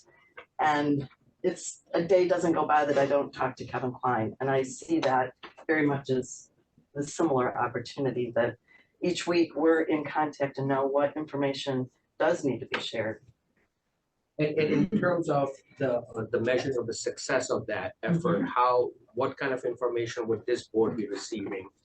Exactly what occurred in the news after a press release was crafted, approved. We march it out, we coordinate those story efforts, and then we will make sure that every month you've got a timely report as to what the messages were and where it appeared, and certainly like the ticker that we all read every day, monitor some of those public comments as well, which is very important. And that was I guess, how is the component part of that is measuring public satisfaction? Absolutely. Or Absolutely. And that would be information that would be provided. Yes. This was one of the most important things that we discussed as a committee. Well, there were 2 really key things. The first one is, this is our best way to gauge how we best reach our citizens that pay for us and hear back from them what they're happy with or not. Our staff doesn't have time for that, right? And the second thing was, we were really, really, really clear, and I felt like I could speak for, I know I'm super different from all of you, but I feel like we all have the same opinion in this. This is not about the 5 of us. We don't I could walk out, not get hit by a plow truck, but maybe get hit by a bus. I'll just say that. And nothing would change at the road commission. Nothing would change at the road commission. But our staff members, each and every one of them, if we lost one of them, tremendous impact. Let's let the people that are paying for this learn a little bit more about who they are and what they do. We don't even intend to go to a committee meeting with it unless if Dan requests a commissioner. It's not about our board because we're irrelevant. This is about the road commission staff, what they do every day, and letting everybody know who their friends and neighbors are that work here, what they do. It's not at all lipstick on a pig, because I hate that stuff. Like, I hate it. This isn't PR. This is learning how to get better feedback from our constituents. We have a communication problem. I'm very happy about the presentation. And let me be clear, this is nothing against, in fact, I had somebody from the airport board give me a call prior and had nothing but good things to say, just so you know. And when they do the county too. So we would work in So, conjunction with Grand Traverse County to get messages out as well. They but I represent just, for me, it's a matter of, it's one of those things that I can't unwrap myself. Do we have a motion? We don't. I want to hear from Dan, because we haven't heard from him, and then we'll make a motion. Yeah. Do you have any thoughts? If you have any thoughts about, is it good? Is it bad? Indifferent? I'm prepared to speak on this. Okay, we don't have to speak. I'm giving you an opportunity. I think enough has been said, so but I didn't want to leave that out. You need So, a communication person to write it. all right. Do I have a motion to? I'll make the motion. And what is your motion? I will make the motion to recommend that we enter into a 6-month agreement with Grand Bay Promotions and Public Relations Services, but it's not public relations. The amount of $24,000 for 6 months, more or less, to assist in the public education and communications for our staff. And just to clarify, I don't think you're recommending. You're actually making a motion. Oh, commissioners recommend. I'm the commissioner that recommends. Right. Okay, So, I will make a motion to enter into that. okay, all right. So the motion is to enter into a contract with Grand Bay Promotion, the public that's their name, Relation Services in the amount of $24,000 for 6 months, more or less. Do I have a support? I'll support. So motion by Commissioner Corn, support by Commissioner Underwood. At the risk of inviting any more discussion, because we have had many more discussion, but I'll ask one more time if there's any more discussion on this motion. Hearing none, roll call, please.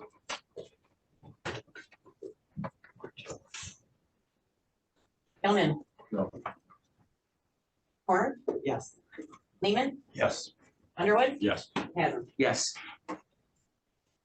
Thank you. Thank you all very much. I really Looking forward to appreciate. seeing those reports and Absolutely. I want to see some coloring books and doctors. all right, thank I you. appreciate, and we're honored to speak with you tonight. Okay, moving on, we have two items on the agenda, Q and R, both are letter of understanding. I understand they're a little bit different. But for ease of discussion, we can just address both at the same time and because they're related to each other. So Dan, why don't you lead us into and tell us what it is that you are asking? Yeah, sure. I'm following back up again. I know I brought this to you when I was the interim manager.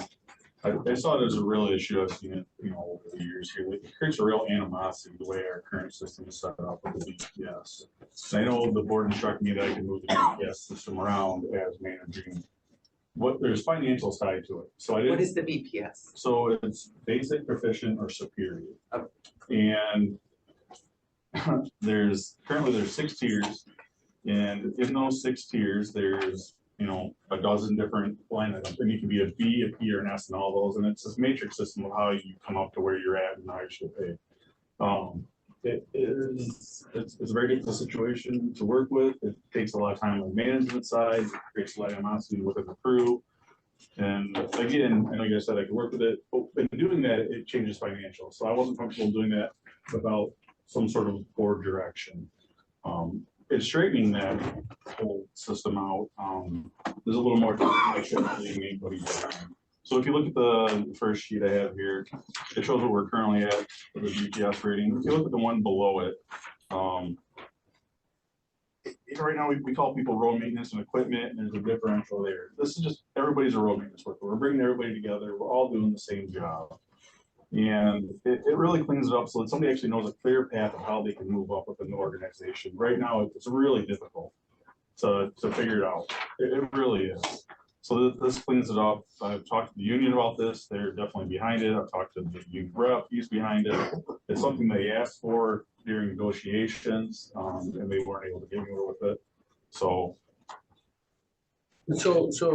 Dan, just simplify this because I'm still having a little difficult time understanding exactly what it is that you're asking. Yep. So definitely, again, this is the first page here showing what the new, matrix would look like. If you flip to the back side here, it shows currently where we're at. Or you have your road maintenance worker 1, 2, 3, and then you have your equipment 1, 2, 3. If you look below, is what I'm proposing to go to. You're pretty much taking road maintenance 1 and 2, and you're putting that into road maintenance 3.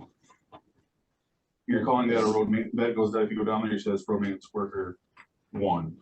So that's the new salary. And you look at how many people are in each one. Now currently there's 3 and 7 and 2. Now you've moved to 14 people are in that one. Your equipment operator 1, 2, and 3 become your road maintenance 2, 3, and 4. Same job descriptions. Then what it cleans it up. And you might be asking, where did I get some of these numbers? If you look at the other sheet, and I get it, we probably, we do have better benefit packages, we do have other things, but if you just look purely at wage, which unfortunately a lot of people are doing these days, with what the economy is doing, if you look at our neighboring counties, the same requirements that we offer somebody to come in with, we require a CDLA. If you look at Benzie, their starting wage walking off the street is $25.28. Ours is $22.06. We don't start to catch up until you're an equipment operator. Our first tier are below that. The way our system is set up, it might take somebody 4 to 5 years to get through that. And these people are, unfortunately, it's having a hard time living in Grand Traverse County because a lot of our employees now live in Kalkaska, they live in Wexford, they live in Benzie. They're driving by these places. And, you know, I do understand, and I do thank the board for our benefit packages. It is great. Everybody, we do have great health insurance. And I don't know exactly what the, you know, other counties offer, but they are government agencies, so I'm sure it's, you know, it's pretty decent insurance. We're just trying to straighten it out where our pay scale is fair to equal here. And there's a clear path for our, you know, employees of how to move off. If you look at roughly what this is gonna cost us per year, the first year, you have 85,252, and then you have your 2.5% that was already negotiated, so you're looking at 87,384, 89,568. If you look at the bottom page over here, with recent changes to the organization and the direction we've gone, there's been a few positions that are no longer with the road commission that were planning to do that. So we had a director of operation and an operations specialist. If you add that up total, you're looking at $209,000 a year. Is what we would have had in pay. And I was gonna add an aside, those positions are not looking to be replaced. So it shows that there is the funding there. That we're just moving it in a different place. We're spreading it out to the union staff. Just to be fair, it takes a minute to absorb the B and the P and the S and all the, yeah. Yeah, okay. Tiers and. And that's what I'm trying to bring up. That's why we're changing This is why we're changing it. We have guys that have been here for, you know, 10 years and they've got this new system and they still don't understand it. They've sat down and it's just overly confusing. If you look at other ones, there's, you know, Bensky, there's, you know, you have a CDLB, a CDLA, or your equipment operator. That's it. You're just, it's plain and simple.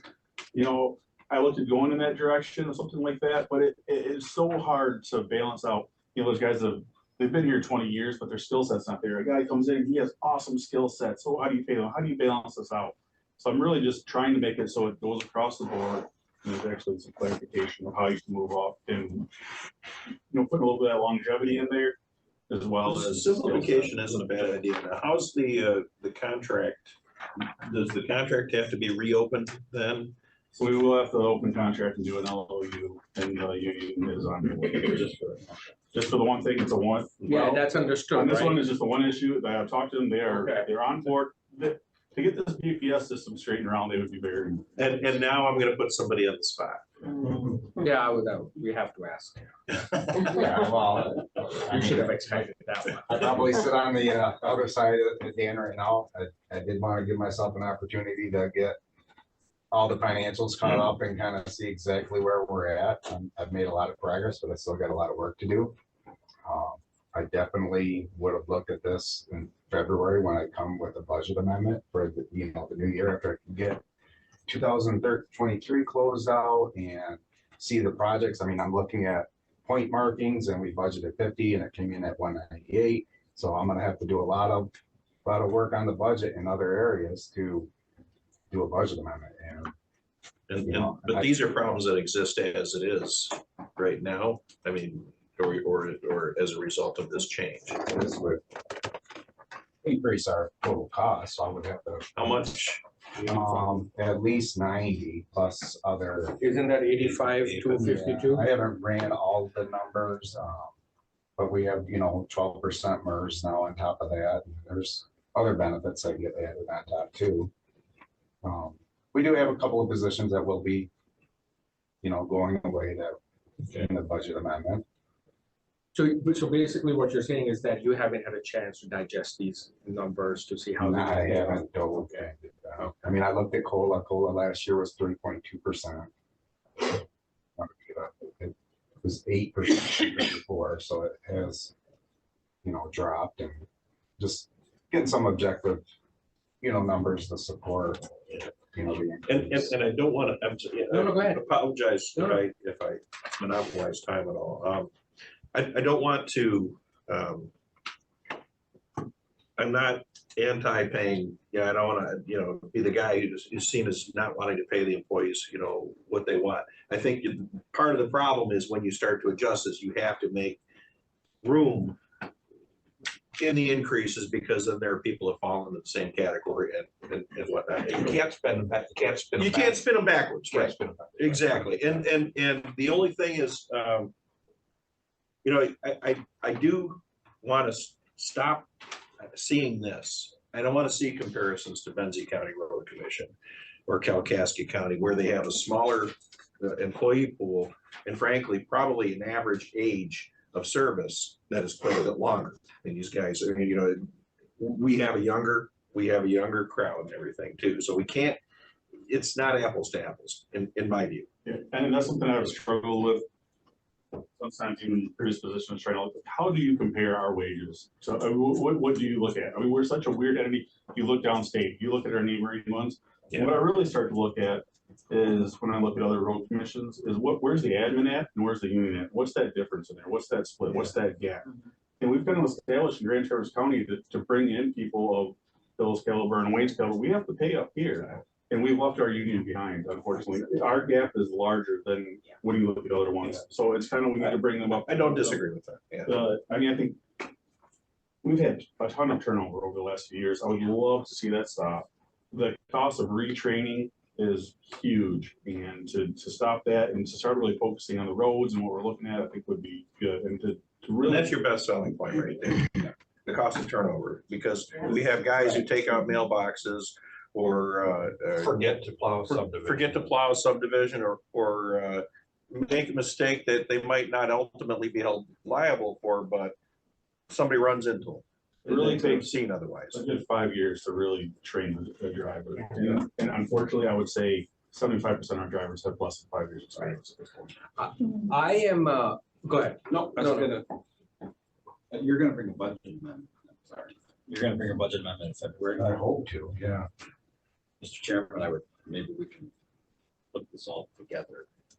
The reason I did bring this is when I was interim, I didn't know how long I was interim, and I knew this was an issue, and I was like, if I do nothing else as interim manager, I want to get this GPS system fixed. So I bring this to you in November, and I pushed it off and pushed it off, and I'm starting to look like I'm not a man of my word that I told the crew that I would. No, bring I this. understand So I that. didn't I want to push it appreciate off. your initiative on this. I am in favor of simplifying this and what you're proposing. I think we had a big discussion when we approved our budget about making sure that we are keeping track. We approve a budget, we have to then keep track of and spending, because that's what we found out that we overspend. Not so good at. Yeah, we're not so good at, and we just approve projects and then we realized we were just spending a lot more money than we had budgeted for. So I'm in favor of this in principle. I don't feel comfortable that our finance manager hasn't had a chance to digest this and then come up with, run the numbers.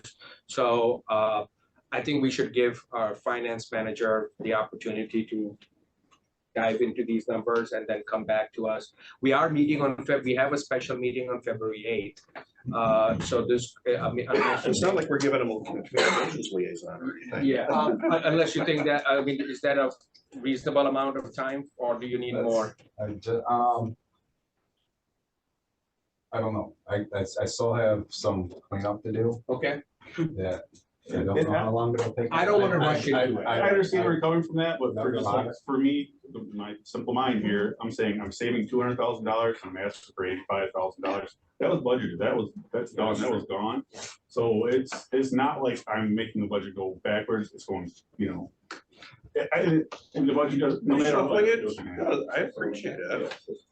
I agree with this. I mean, I was in favor of it in November when you talked about it.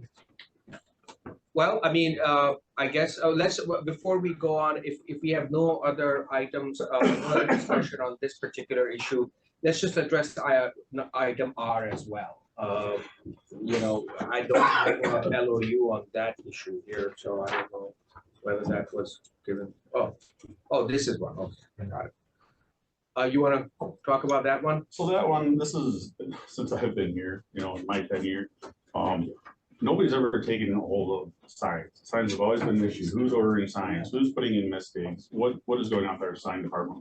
We have never had a sign department since I think. We used to have a sign department previously. So it becomes an issue. And then you sign a guy from the crew for the day to take over signs, but then you pull them back, you go out and come back. It's a huge waste of time. We have a signal department, and we have a person that is really good at signals, and signs tie together really well. And that person already does mistakes, and she's been helping out in ordering of signs because nobody else is ordering signs. To me, it makes sense to put these departments together. You start to also have an issue is that Singles is using equipment that's mostly designated for union. So you start to have an issue. So what my recommendation is to actually put signs and signals together and make those a union position. So if you bring those two singles people to union, and what your biggest benefit there is that we don't have any backup plow truck drivers. If somebody's sick, if somebody has to go in for surgery, which we've experienced, and we can cover that route now. These people have CDLs and they actually keep the crew and they use the plow. So now I have backup drivers that I can pull and move in. I'm assuming that we're talking about getting them into the same union contract. Exact same union. The reason I ask is because the county with its 13 different contracts. It is the exact same union, the exact same one. I talked to Stuart. He's comfortable with it. There's no supposed pay is going to be the same. There's no extra cost to us at this point. How many employees are we talking about? So we'd be moving two over into the union, and then we would be able to bring staff easily from that side to actually help us. I almost think we almost could have just done this in a way. I was gonna say, does it require? Yeah. It probably doesn't, but again. I mean, I appreciate the heads up. Basically, it's just like, hey, you're now this class, especially if we go with the, right, somewhere in Bargaining work. We're changing the bargaining work. Yeah. Yeah. The financials tied, I just wanted to be completely transparent with the board. I have no issues with it, so. I was gonna go back to the letter of understanding. Sure. I am the cheapskate on the board as far as paying wages. Okay, well, I mean, it's on the record. And I believe since we need to give the manager some latitude. Take notes. Only man, the cheapskate on the board. I think we should be prepared to approve this unless we can't afford it. And I'd like to see an effective date of June 30th. Okay, so what is are you saying your motion? Are you making a motion? You want to delay it, so I don't need to make a motion. I'm just speaking to the issue. Why June 30th? What was the thinking there? Just a half a year so that, okay, that we'll know that, okay, we're only gonna have the half of the year cost extra. We'll catch up a little bit. We'll make sure everything's good. And the cost the first year is only gonna be capped for the cost. And Dan will have lived up to his word telling the guys, hey, I brought this forward and I got these, even the cheapskate to bite for it. So as I understand, Dan, we will be the gross savings will be $200,000, and then so the net savings are somewhere around 100 and. I don't think the gross savings are exactly that, but 100. You said 200. I'm just. And in that time, you could get rid of a couple more engineers or something. I know, I did capture all for it. The 200 was wages, retirement, and Medicare. Those are all the numbers that I had. I know there's a little more involved in fringe than that. Again, Phil's been pretty busy, so I have time to get all the numbers crunched out of them. So. Could you make it April 1st? Second quarter? About summer work schedule.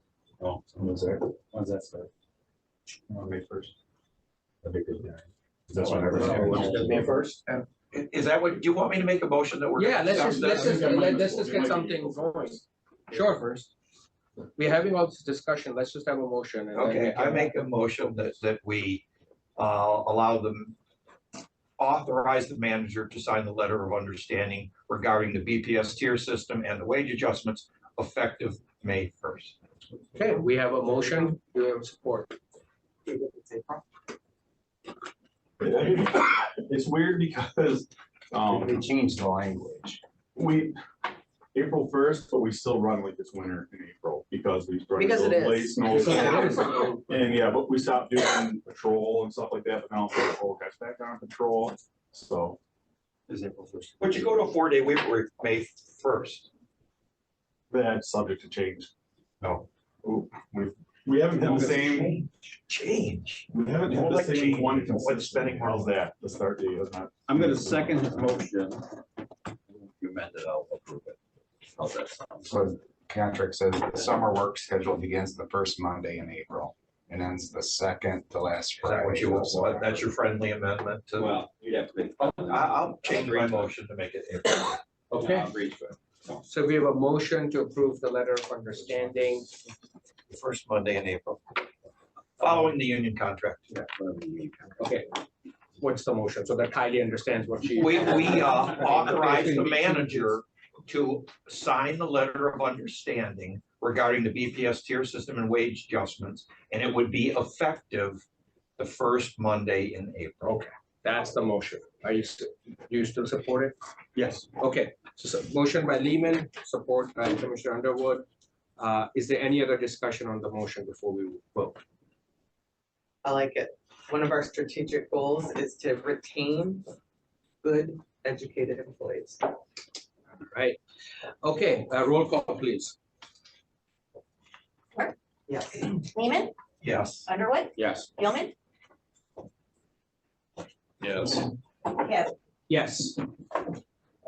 That was a Motion carries. Do Oh you my need a God. vote, a motion from us on the union thing? I don't think you need. I don't think so. I mean, unless you want I just one. want, when it comes to financials right now, I just want to be very transparent. You have given us the information, I think, I mean, if it was having a huge impact or something, we're talking about school employees. We'll be back here on the 8th. So I do think everybody on board, I think it's gonna go a long way with the morale. And it really is the first step in moving us in the right direction of where we were and where we're headed. Do you have a job description yet? It's the same job description. Okay. Yes. So you get to show us your superpowers now. Well, and we want to know where we are. We're not going to spend ourselves to oblivion. That's what I mean. Yeah. Well, it's just the plan going forward. Right. Yeah, bought a house that we gotta. Yep. Program. Well, and that's a good segue.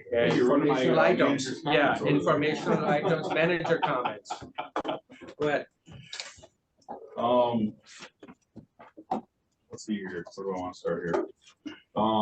First of all, I want to thank the staff for getting everything around for bids today. I know I put a really tight timeline on them, to push them out to get bids ready for January 1st. I set that goal. I think that was huge. I think we saw that today in some of the engineering, that we saw better costs. Instead of putting them out in April or May when people already have the work lined up, that we saw that same. So I know it was a lot of work and a lot of late nights for the staff, but I do appreciate them. They hit my goal, so I'm very proud. Proud of them. As Phil did say, we did close on the house finally. That was quite the process, but we did that done. So that's our first step in making that dog bone. Say it right. Dog bone, all right. Dog bone roundabout. I'm straight and beautiful on the lake road. A couple of things, the Kingsley building, that is on time and moving great. The project there, they're actually delivering all building materials next Friday. So they're gonna start erecting the building on March 1st. Slab all steel on site there. The crews did a great job here this last little bit. They worked 17 days straight, mostly working 12-hour days. Wow. That was a long push for the guys, and for the equipment too. The shop did a great job. It was just sloppy and yucky. It was very hard because you're gonna get that 16, 17 degrees. The salt and doesn't work. Salt doesn't work anymore, and it sounds weird to say, I don't know if it's the humidity. That snow was like extra slippery. Right, yeah. And we just It is. fought that snow. And the crews, I mean, it's almost like a chemistry experiment going out there and trying to figure out what can we do to break this extra like slippery snow. So they did a great job. So a couple other things. I know we've been talking about some other projects that are outside the realm of what we approved for road projects. We've been talking about Town Line Road and Frankie Road. Engineering did get first initial estimates back. So Town Line Road is coming in at $2 million. Frankie Road is coming at $1,465,000. So. Now, the county, weren't they looking to spend some money on something? And if we could get some support, I think frankly, I know that the airport's kind of important and everything. But I think Frankie really needs to be done because of what is going on there and the intense traffic there. I mean, Town Line doesn't get, what is it, 1,000 cars a day at this point. I think Town Line's huge because next year we're shutting 3 Mile down. Yeah, there's our bypass. And there's a lot of I don't think it's gonna hold up to that traffic volume. There's a lot of development going on in that area. We're too, to so- spend $1 million here, $1 million there, to whatever. Have we had any more conversations with downtown? Other than that initial one that you and I had? I wanted some hard numbers, so I was actually gonna ask about that. If somebody wanted to go with me and As smart numbers. The county. So the county had initial for that. conversation with the county to help us figure out how to finance those. Oh, Frank, Those yeah, two right, right. Well, along those lines, if somebody would go with me, I also want to bring up, we talked, OHM was here in their presentation, and they said there used to be a representative from the board on there, so I would ask that, you guys, somebody volunteer, take a vote, or, Is this a monthly meeting? That's what I didn't quite. For which one? The one that Bill Mauser used. OHM that Bill was on, so I think it'd be good to appoint somebody to that. Should be Jason. On the construction and engineering. It should be someone on the construction engineering. It shouldn't be me. Are you okay? Yeah, just send me the schedules. I made, Commissioner Gilman is. We were kind of surprised, appointee. we were surprised 6 weeks ago at the information that was presented to us. And we had a liaison with the OHM group, which we're Yes. basically satisfied with, and our engineer still likes, we might have not been so surprised. And we can be certain that we're not gonna be spending any money without it being closely scrutinized. Given at the help, so, I mean, although you're the cheapskate of the commission, Commissioner Gilman is gonna give you a run for your money. Jeff finds out he's the commissioner. As far as accompanying you to the county, Joe and I can, so, let's contact, I'm assuming you would want to meet with the administrator and the board chair. Yeah. Yeah, so let's, look at some dates and times and look at them and let's. we can meet there. Sounds great. Any other No. dates? Thank you. Okay, moving on to commissioner comments. Right. I didn't have a comment on the engaging Ms. Wilcox, because I think we have a committee that I respect your work and I want to follow through on that. And so, and I don't have any expertise on it. And I thank you for doing the work. And I'm appreciating people taking hold of these things that need to be done. And I like the system. Thank you. Commissioner Gilman? No, I pretty much said all that. All right. Commissioner Underwood? I'm fine. Okay. The only question I have is, I know that we closed on the property. The next, I guess, the one is that church. Were you able to connect with the owner of the mobile home park and see if there is? I know you connected with the owner of the church, but basically the response was work with the owner of the mobile home park. So the mobile home park's interested in the back half, obviously we're interested in the first half, so they wanna, it's kind of a contingent, so it's kind of Right. a thing, so. They're supposed to call me this week is where it was left at, so, I have tried to reach out to them, I left some messages, they're in California, some time differences there, I don't know exactly what's going on. Ron Lemkool has been able to get in contact with them, he passed along my information, and he let me know they'd be reaching out to me. Yeah, so that's kind of where it was And left at. I know that we didn't get the grant last time. I understand the plan is to apply again. Wayne could probably speak to that a little more, where we're at in that process. Yeah, there's, we'll continue to seek, anything at the federal level, but we also have the state, safety programs, that we will be looking at to be, applying for. All right. Just as a note on the owner of the mobile home park, I mean, it really will behoove him to help move it along for us based on the use of some of the land that's up back there that's not really. Oh, he's very interested because Oh, yeah. when I met with him, when we did the tree shaping, he has been talking to the owner of the church. He wants it. The guy, I think the guy wanted a lot more than they were willing to pay. That was the issue. All right, future agenda items. I know that we have a meeting scheduled for February 8th at this time. This was a very busy agenda, and I think, yeah, we did pretty good because we moved along. But I think one of the things we wanted to, why we did this special meeting was to avoid this. So it's on the books for now. Is there, does the commission board think that we should keep that on the date? Are there items that we want to discuss? Okay.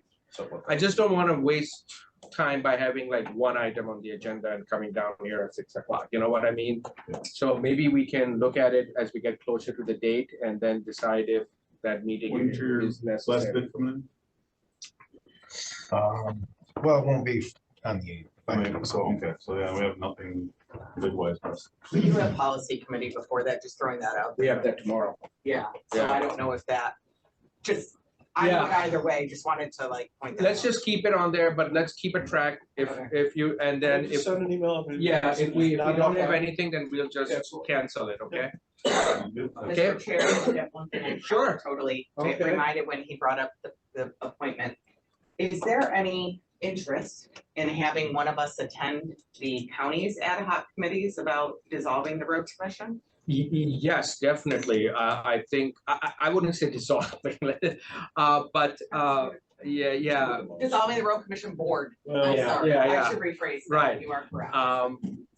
Yeah, absolutely. I think we should be there, once we have the dates. Well, I asked them to ask Kylie, so maybe Kylie can share that information with us and. And I don't want to put it on just one Yeah, commissioner, can one of us so. just respond that we're Yeah. available or interested or who would do it? It doesn't have to be the same person. Right, it doesn't have to be, so I would like whoever has availability to attend. So when we see when they are, When what they time are. of day, work day, Yeah. evening, whatever, then It one of us. might not be bad if there is let us know by email that we're going. And it, just for purposes Sure, of not having a quorum. there. Right, That's no, what I was thinking. absolutely. She would send out the date and time and then maybe, because we're allowed to talk about who's attending a meeting. Sure. So maybe we could respond and once we, because I have no idea, is this Once an we fill up evening the thing slot, or then, morning yeah, thing? fill Yeah. up the slots and slots. So then I think that would be a good idea. Because I thought about some words to say. I've had words.